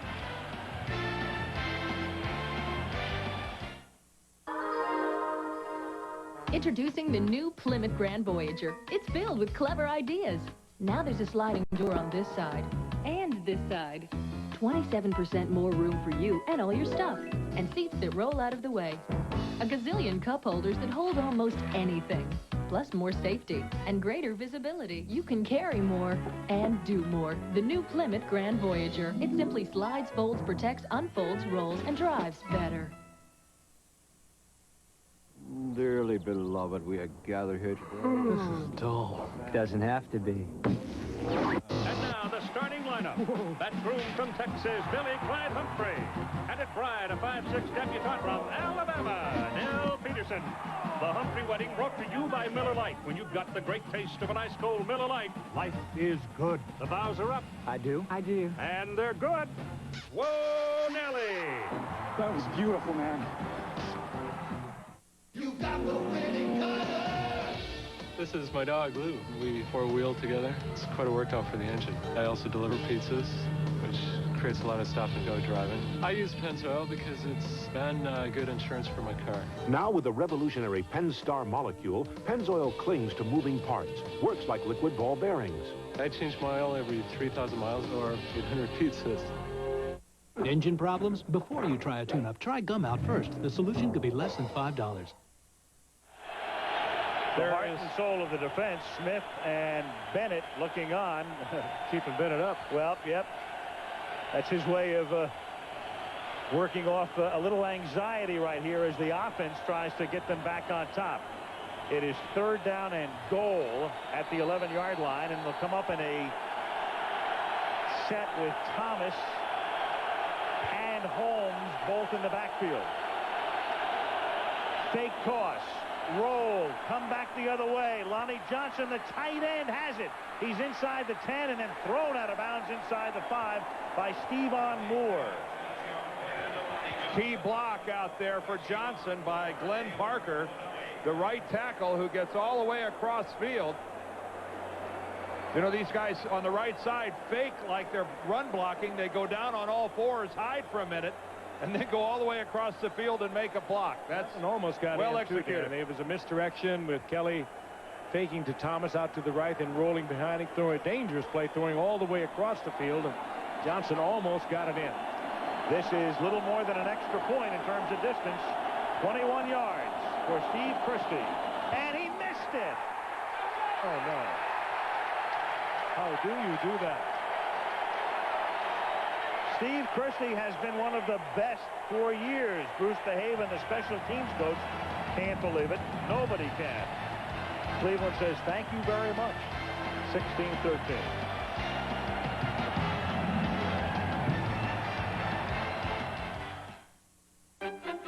Welcome to the greatest air connections of the past 25 years, brought to you by Southwest Airlines, celebrating its 25th anniversary. Southwest Airlines, the low-fare airline.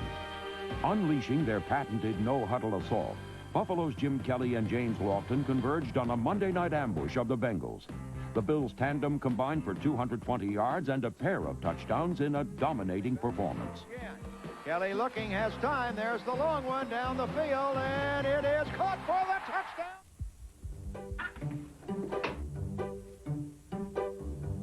The rooster says... The sheep says... The low-fare airline says... We offer low fares to all our destinations. Switch to Southwest Airlines and you can save money the next time you fly. Just call 1-800-I-FLY-SWA. Mom? Here's another clever idea from Plymouth. To make the new Plymouth Grand Voyager even more versatile, they simply went back to the drawing board. And voila, a driver's side sliding door was born. Now it's twice as easy to get into, twice as easy to get out of, twice as easy to load, twice as easy to unload. Grand Voyager. It simply slides, folds, protects, unfolds, rolls, and drives better. Tuesday at a special time, Jill's new friend gets too close for Tim's comfort. We were just sitting out in the Camaro talking. It's no big deal. I don't care. Camaro, what year? An older home improvement, Tuesday. Hard to believe. The snap is good. The hold is good. And the kick was what? So Cleveland takes over at the 20-yard line, and Keenan McCardle picks up 8 on the pass from Testaverde. No kicker really is going to miss very many 21-yarders. That's an extra point in effect. Christie, the second most accurate of all time. Nick Lowry, the all-time leader, 80.4%, and Steve would be next at exactly 80% coming into the game. And remarkable numbers, too, from 40 yards in. And I don't think he's figured this one out either. We thought he might have slipped. We took a look at it on replay. No, he didn't slip. No, it was fine. Second and a long yard from the 29-yard line. And Lorenzo White with a burst out to the 35-yard line on a gain of 6. Monday Night Football is being brought to you by the all-new Plymouth Grand Voyager, the next generation of the minivan. Dr. Pepper and your local Dr. Pepper bottler. Dr. Pepper is just what the doctor orders. Pennzoil, the motor oil that works like liquid ball bearings. And Visa, official card of the NFL. First and 10 up at the 35-yard line. Early fourth quarter. Browns leading 16-13. Benny hitting Walter Reeves, the tight end, for a short gain. Bryce Pop makes the stop. Well, if you have built your offensive team around a big, strong, physical offensive line, this is the stage of the ball game where you call on them to take control of a football game. This is where championship football teams, and that's what the Browns aspire to be. This is the time of the ball game when they're trying to protect a lead. This is when they take control of the line of scrimmage, put together a lot of plays in a long point-producing drive. Second down and 8. And Testaverde's throw is caught by Reeves. He is down. The play is over. Good read by Testaverde of the safety blitz. Henry Jones coming in. He picked up one, but Jones came in free, and still Testaverde was able to get rid of the football. Of course, that's a pass completion that's only good for 1 yard. Well, it's better than a 7-yard sack. Here comes Jones right in his face. Bennett's there. Good call that time by Wade Phillips coming with the blitz. It worked. Third down and 6 after a pair of 2-yard passes to the tight end from the 39-yard line. Then he throws, and a catch is made by Keenan McCardle, who caught it short of the first down and then was able to move forward and pick up the first out to the 46-yard line. Thomas Smith should have had the tackle short of the first down, and a good effort by McCardle breaks that tackle, and he gets the first. That was a pretty good spin to the outside by McCardle. I don't think Smith thought he could get away from it that quickly, but nice little pivot to the outside by McCardle. Broke himself free. Well, McCardle's quite a story, too. We'll get around to that in a moment, but he has been cut 3 or 4 times, and finally has emerged as the leading receiver coming in to tonight's game for the Browns. From the 48, then he hangs in the pocket, finds the open man. It's McCardle inside the 35 to the 30-yard line as McCardle got free over the middle, and Testaverde hanging right in there, guns it right into his numbers. 12th round pick originally by the Washington Redskins. They cut him. He came here and went to Chicago. They cut him. He came back, was on the practice squad, and has really emerged as a fine receiver. That's where you give all 11 guys on the offensive team a plus. It's excellent blocking, good routes run by all the receivers. McCardle was open, and then he delivered the ball. Crisply done by the Browns. 10.5 minutes remaining in the fourth quarter. Browns up by 3. First down at the Buffalo 29. Draw, Ernest Biner. And Biner picks up 2 to the 27-yard line. This is, I don't know if you've been with us throughout the night. This is one of the hardest hitting games we've watched in a long time. It's been sloppy at times, but there has been 100% effort on the part of both teams, particularly the defensive units. And it's beginning to swing a little bit. You kind of get the feeling that the strength of this Cleveland offensive line is beginning to tell a little against a fine Buffalo defense. And it's a defense that has really poured itself out here tonight. The Bills at 2-1 need this game to reestablish themselves as a force in the AFC. A lot of people have just written them off. Second down and 8. Vinny gets sacked at the 34-yard line. Bruce Smith, first guy. His first sack of the year. Got his shirt, and they are going to give Bruce the full sack there, and it's his first, not only his first of the year, it's only the second in his last 11.5 games. Yeah, he had 10 sacks last year, and that is numero uno here in 1995. 7 consecutive Pro Bowls for this guy, and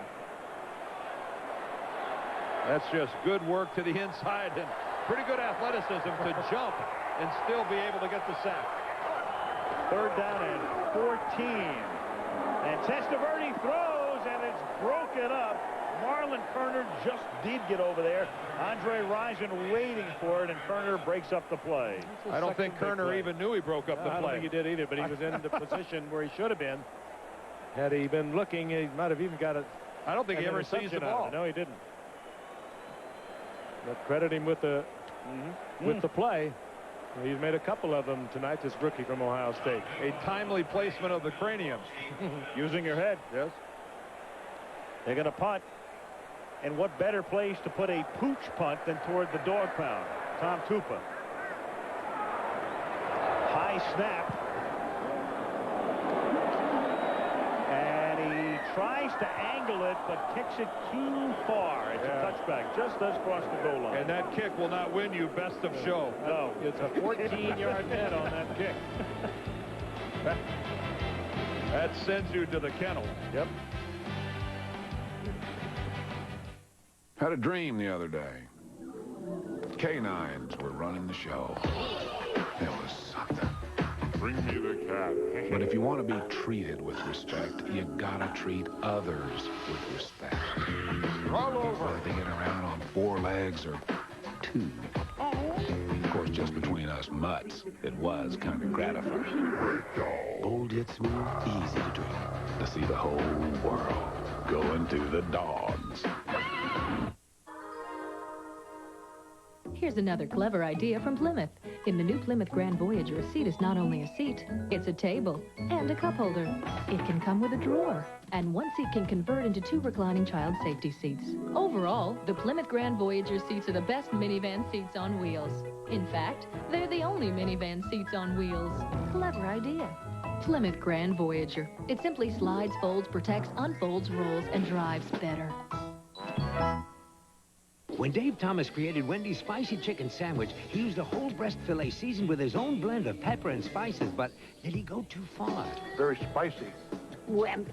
It's perfect. Depends on who you ask. Try Wendy's Spicy Chicken Sandwich. Back at Cleveland Stadium. Tight one. 3-point lead for the Cleveland Browns, trying to make it 4 straight. Clearly one of the prime contenders in the AFC, but as we have talked about from time to time tonight, for Buffalo to reassert itself, a victory tonight would certainly do that. Two tough teams. We talked about it earlier, and just after we say looked like Cleveland was beginning to take control of it, Bruce Smith makes the big play. Well, we're seeing the age-old problem for the Cleveland Browns. Here we are with 8 minutes and 58 seconds left, and they've only got 16 points on the board. They just don't consistently score enough points to be as dominant as they could be. Jim Kelly starts from the 20-yard line, goes to the tight end. That's Lonnie Johnson. Close to the 25. It'll be 2nd down and 5. Mike Caldwell makes the tackle. 8:40 left in regulation. Kelly throws, Reed makes the catch, and Reed gets it up to the 34-yard line. Eric Turner making the stop. Bills will have a short week, and Turner's been limping all night long, but has played, I would guess, more than 80% of the plays. Well, you would think that Buffalo would have the sense to challenge the middle of the field when you have a safety noticeably hobbled. Kelly from the 34-yard line. He dumps it off to Holmes, and the rookie well, the rookie tries to lateral the ball. A forward pass, and a flag goes down. Yeah, that brings flags from everywhere. You know, that's challenging the middle of the field. It's just challenging at 1 yard downfield. Not quite enough. Needless to say, Derek Holmes will hear about that. But don't be throwing the football around when you're in this kind of traffic. Trying to get it to the outside. It was a forward lateral intended to the tight end, Lonnie Johnson. To say that's a rookie mistake is a colossal understatement. He may never lateral Illegal again. forward pass on the offense. Loss of down. 5-yard penalty. Second down. You know, that's a funny thing. When you look at that play, he's lucky they ruled that a forward pass. I mean, that was supposed to be in a fumble. But remember how we saw this in the playoffs last year, wasn't it? The Miami-San Diego game? Right. Keith Jackson, it's an illegal forward pass. 2nd and 15, and Reed out of bounds at the 41-yard line. Kelly, who struggled through the first 3 games for the Bills, is now 23 of 29 for tonight. Up around 180 yards. Ball at the 42-yard line. It's going to be 3rd down and a long 2. Key play here as they try to keep the drive going. 7.5 left in regulation. They give it to Holmes. The rookie to the outside, to the short side of the field, and picks up the first down. Turns the corner, and with a burst takes the ball across the 50 to the Cleveland 48. Footman makes the tackle. Hey, Holmes, he does move 220 pounds very quickly. He looks like a big Thurman Thomas. Very quick feet. First down, Buffalo at the Cleveland 49. 7 minutes left. Kelly, and going down to get it is Billy Brooks making the catch. That's a 7-yard pick up to the 42-yard line. If nothing else, Kelly is making. Well, another Brown goes down. This time it's Langham, the cornerback, Antonio Langham. Boy, and Langham, remember earlier in the game in the first half was holding. Was it the other arm? Yeah, it was the left arm when he came off the first time. Pretty sure. I'm not. It matters little. Antonio Langham, the Brown who's injured. This game has been littered with injured players. Injury timeout.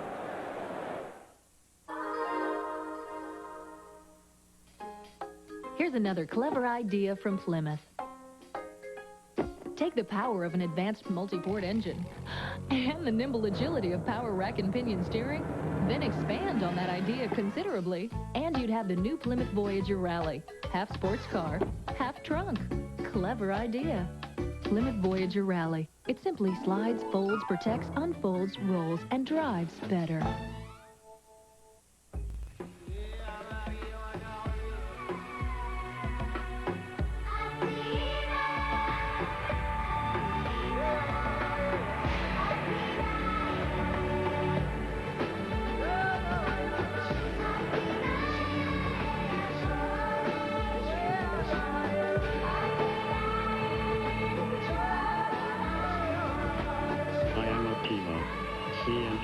at Radio Shack.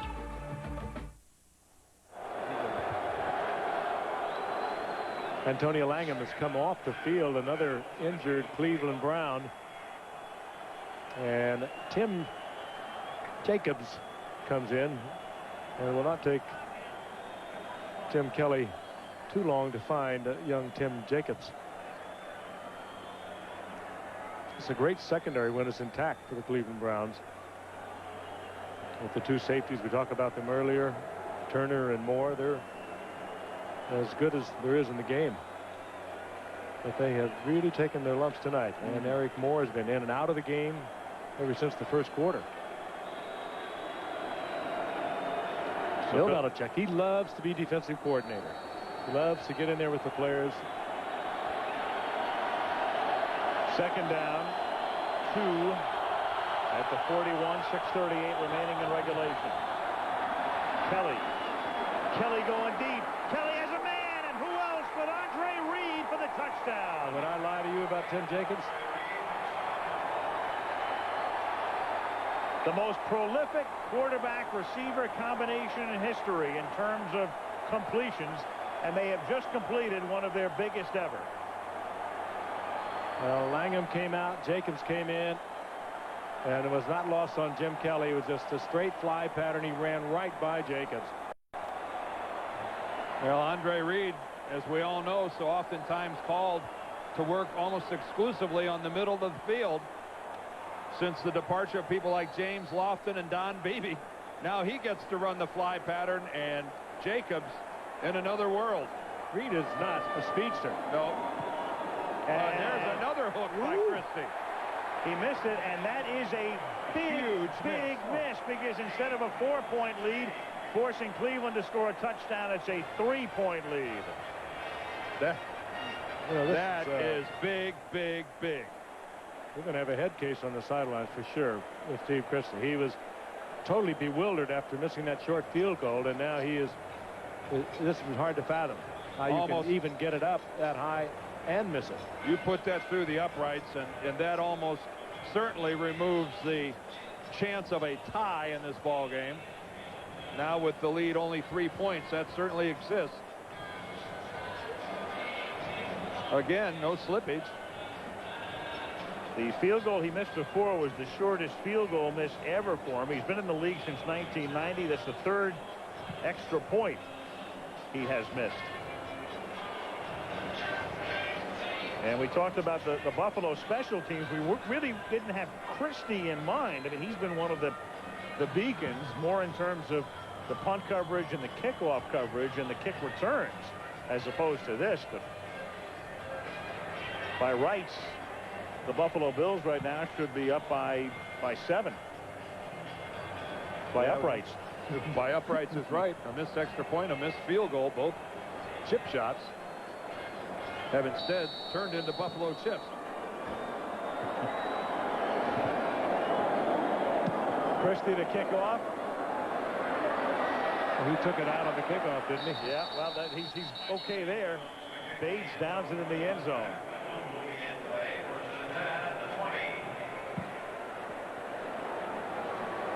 The weird and wacky world of place kickers. It is. They can make coaches change professions. It is a bizarre world.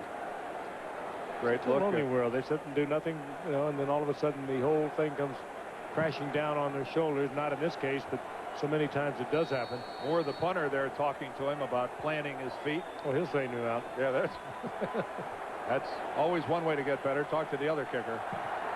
6:24 left in regulation. We're going to talk to you. Buffalo leading by 3.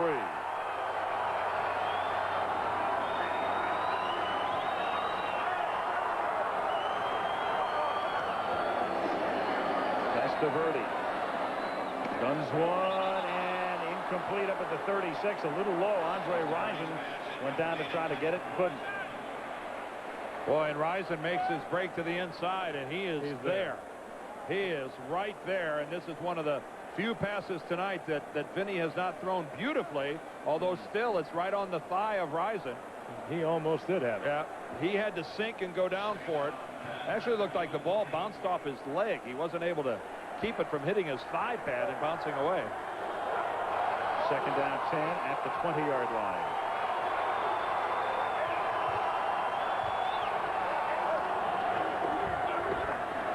Vinny incomplete, and Rison gives him the kind of look like, are we on the same page?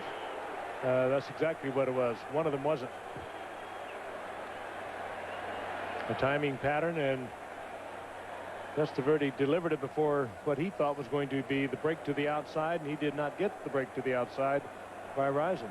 These 3rd downs for the Cleveland Browns now, even though there's still a little more than 6 minutes left in the ball game, become very, very critical. 3rd down 10, 6:15 left in regulation.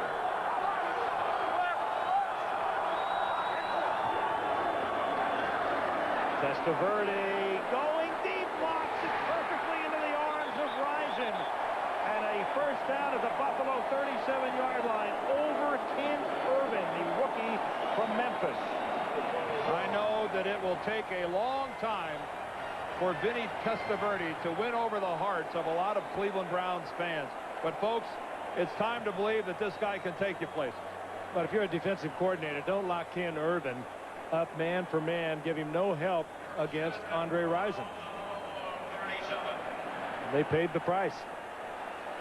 Vinny is getting it done. Came into tonight's game the highest-rated quarterback in the league, and he's playing like it. Rison's caught 6 balls for 126 yards. That's Ernest Biner for about 3. The pass on 3rd down from Testaverde to Rison, 43 yards. He's had a fair number of drops in there. He has thrown the ball pretty effectively, and especially when he's had to. 2nd down and 6. The numbers for Andre on the night. He only had 9 coming in, so he's having a big night.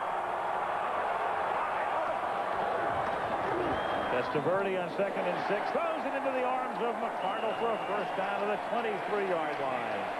Got inside Thomas Smith to haul it in.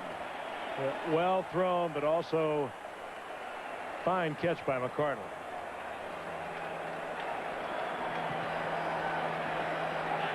Also keep in mind now that the Browns are moving into field goal range that Matt Stover lately hasn't exactly been a pillar of strength kicking the football. After a long streak, 23 straight, he's missed a couple in the last 2 games. Minor. Ernest to the 20-yard line, and the clock ticking down with 4:35 left in the 4th. There's Stover. Buffalo leading 19-16. Well, right now the Cleveland Browns thinking only one thing, and that's the end zone. A touchdown gives you an opportunity to take a 4-point lead and turn around and force Buffalo to be the team that has to score a touchdown to take the lead again. Testaverde, 2nd and 7. Fires, deflected, nearly picked off and incomplete. Off the hands of Marlon Turner, who's had a very active night at cornerback.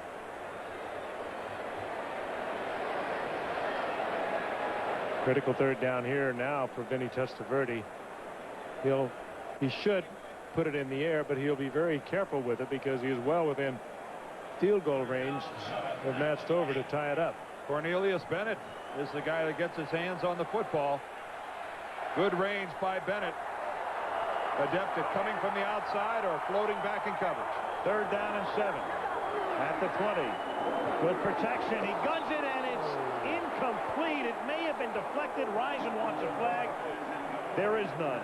Greg Evans with the coverage. I don't know whether it was flicked or not, but it was right in there. Did not look like Rison was interfered with. Yeah, changed direction just slightly at the end. Just enough. Greg Evans. Boy, talk about large plays. That's a touchdown. He's made several tonight. 38-yard field goal attempt. Stover. Yes. And he ties it.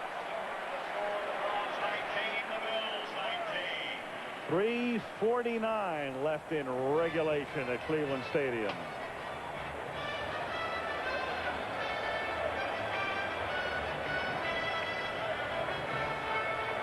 Yes, it was good. Well, this one is has been a brutal game. It's been ugly at times, but it has been hard fought, bitterly fought. There's deflection, and again a play by Greg Evans. He's made several tonight. Went high in the air just to take the spiral off it. I think Rison was complaining that before he went up into the air, when he made his move past Evans, that Evans grabbed him and gave him a little shove. But those complaints always fall on deaf ears. You're never going to see an official in the secondary drop a flag after you lodge a protest.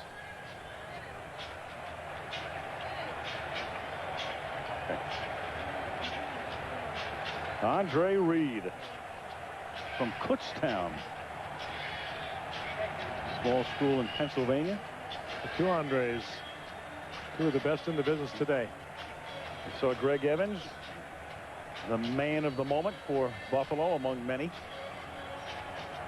In a game that is seesawed, it's 19-all as Stover's kick is taken in at the 7-yard line by Derek Holmes. Holmes out past the 20 to the 27-yard line. Well, Derek has that football hanging loose there. This is the time of the game where if you're a ball carrier or a receiver, after your run or during your run and your reception, guard that ball with your life. I think it's safe to say that it'll be a long time before Derek will be lateraling the ball again. If he wants to remain a Buffalo Bill, I think that's right. So the Bills with a 1st and 10 at the 26-yard line. 3:38 left in the fourth. Kelly, it's incomplete. Off the hands of Russell Copeland. 2nd and 10.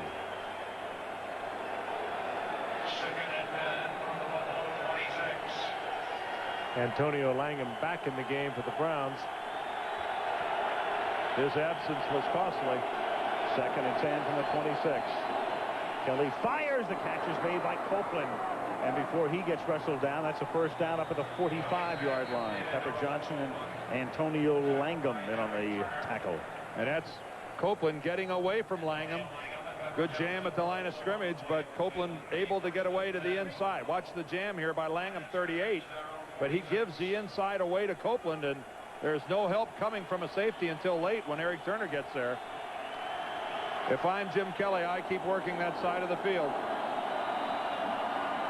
Thomas up to the 50-yard line. Yeah, Kelly continuing to make a statement. This is my offense. This is, whether you call it the hurry up, the K-gun, whatever it is, the 2-minute drill, the no-huddle offense is Jim Kelly. He defines it. This is what he wants to run. He's in control out there. He calls the plays, and he is making a statement tonight. Looking ahead, each team with 2 timeouts plus the 2-minute warning. Catch is made by Justin Armour. And there's a smart rookie play. Did you see him cover up the ball? Did you see Armour after that catch as he wraps it up with both hands as the Browns try to strip it out? I think Caldwell was trying to get it away from him. Well, it's going to be 3rd down and 2 now at the 46-yard line.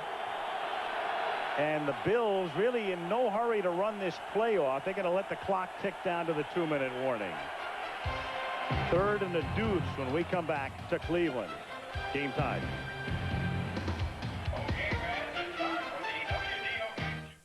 In the NFL, you've got to use your God-given talents and sharpen them with training, discipline, and responsibility. I'm Eric Turner of the Cleveland Browns, a United Way volunteer. I've seen how it's working here in Cleveland through all the youth and character-building agencies. One new and innovative program is called YAM, Young African American Males. It's part of United Way's Family and Children's Services. Counselors use art, music, and drama to help these teenagers build their self-esteem, give them pride in their heritage, and a positive outlet for their youthful energies. Special funding for this program was provided by another group of young people, high school students who serve on the United Way's Youth Fund Distribution Committee. These young people recognize the positive impact of the YAM program.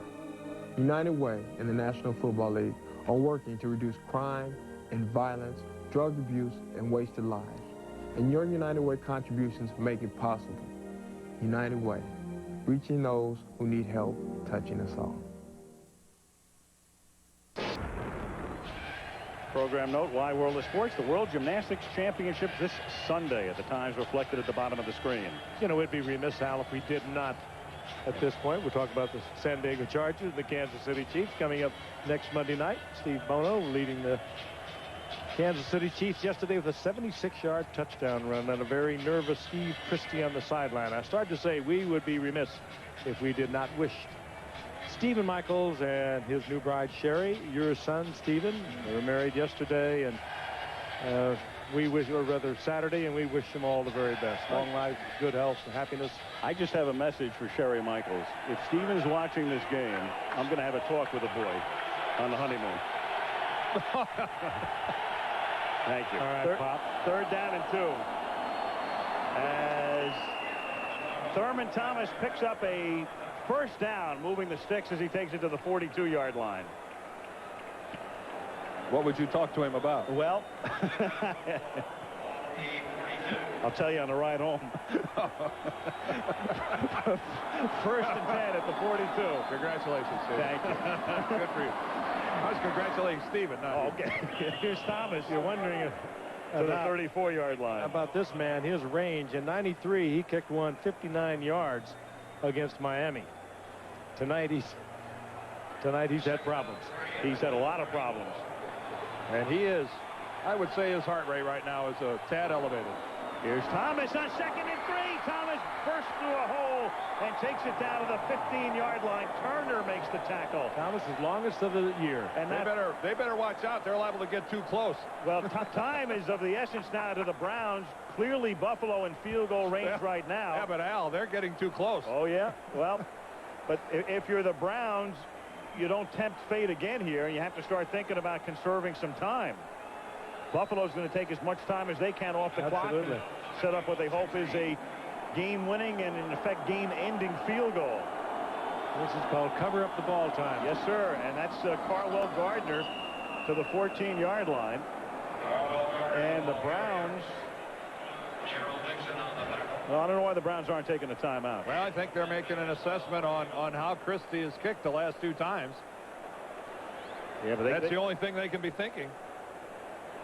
Well, they're leaving themselves no time at all. Yep, I agree.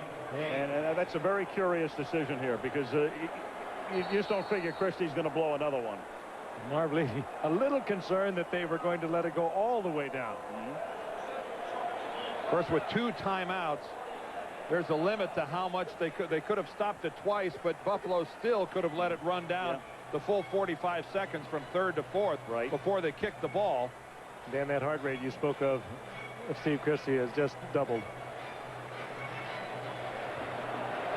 I'm not sure that they actually could have picked up much more than about 10 seconds or so. If they would have had their full complement of 3 timeouts, then absolutely. Yep. And you have to assume that Bill Belichick would have used them. And even though it's a 1,000,000-to-1 shot, you know, stranger things have happened. At least if you make them snap the ball, you know, you could have an errant exchange. I mean, a number of things could happen. And if nothing else, even if the Bills took a couple of kneel downs, they would have moved it back 3 or 4 yards. Quite frankly, if I'm Buffalo, I would have stopped the clock and kicked it with about 15 seconds left. In case I missed it or mishandled it, I could have tried it again. 33-yard field goal, and there's time. Time is called, and they waved it off. There's no play. No play. But he missed it again. Yeah. Oh, he will be in a lot of trouble mentally. Before the kick, timeout, Cleveland. Bad decision. Team timeout. Bad decision.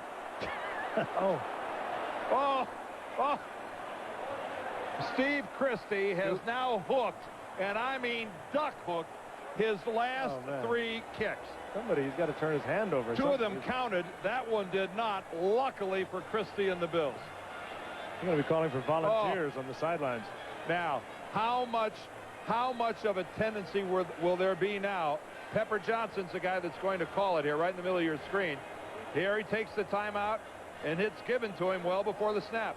But, well, you know, how much Christie was distracted by this, too. I can guarantee you he saw a little bit of that motion. Well, that may be. But he's going to have to now fight the tendency to overcorrect and push that ball off to the right. He's able to put this in the lake. 33-yarder. Which is well to the right. Yes.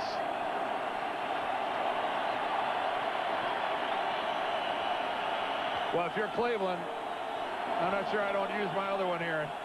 Ice him again. Game tied, 8 seconds to play. 33-yarder. And this time he makes it. With 5 seconds left. Now he can go home. Well, the irony of the timeout called by Cleveland. And we're back to that graphic we showed earlier in the ball game about the success the Cleveland Browns have when they score more than 20 points. The scoreboard shows a 19-point effort by the Cleveland Browns tonight, and they're going to have an L to show for it. You know, this ball did some funny things. Yeah. That's a screwball. It did. That was a at least a knuckler. knuckler. It started to the left and then came back a little bit. Sure did.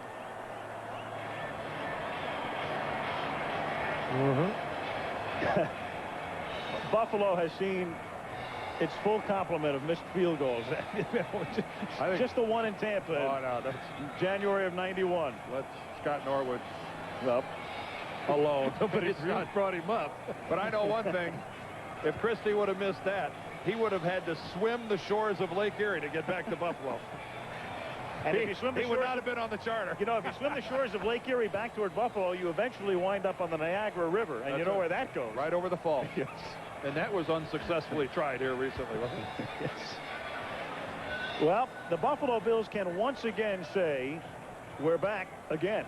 They're going to be 3-1. They are going to play the New York Jets at home this week, and then Seattle at home, and then we'll see them on a Monday night at New England. So they could very well be 5-1 the next time we see these guys. You know, Alan, what this Buffalo team has that even the Super Bowl teams did not have is a superb defense. There's a bouncing ball fielded at the 39-yard line, and then Leroy Horde winds up with the football, but that is the end of the game. Cleveland comes in. You can't call a timeout. The clock will stop at the end of the play after every kickoff return. And time has expired. What a night for Steve Christie. Heroes come in all kinds of shapes and forms and sizes. Buffalo 22-19. Marv Levy now hold everything. Marv Levy is so angry. This would indicate that something else has happened right. They're going to say there's 1 second left. Now the clock starts when the ball winds up in the hands of the receiving team. So when Horde gets it, it starts from 5, and when he's tackled, it stops. I think that's a good call because I think you're going to see there was 1 second. This is a fine job of officiating. Let's watch it. There, the clock should start when he's touched. The clock starts a little late. And the play is over there. Yep, the play is over, and this is an accurate call by the officials. Now, if anything, it looked like the clock might have started a second late after Horde touches the ball. Well, we are down to 1 play. Obviously, the Hail Mary, looking for the defensive foul or the deflected reception. And the Browns are going to take a...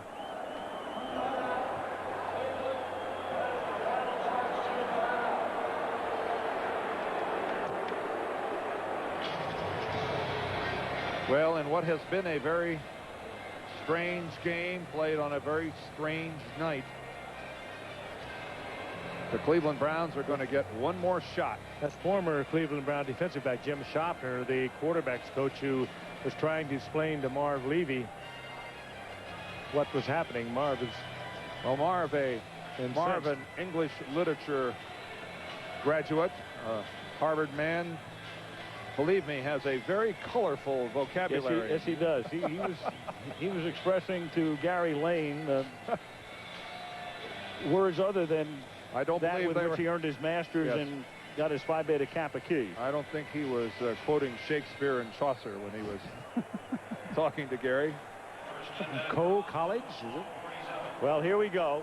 Trips right. And Testaverde to fling one to end the game. No, he's not. Doesn't even get it away. And the Buffalo Bills have won it to go 3-1. And I think you could chalk another sack to Bryce Pop. Pop got the ball.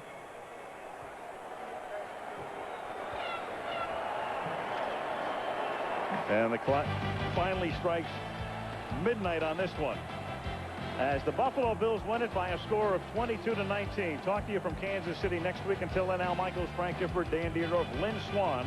Good night from Cleveland.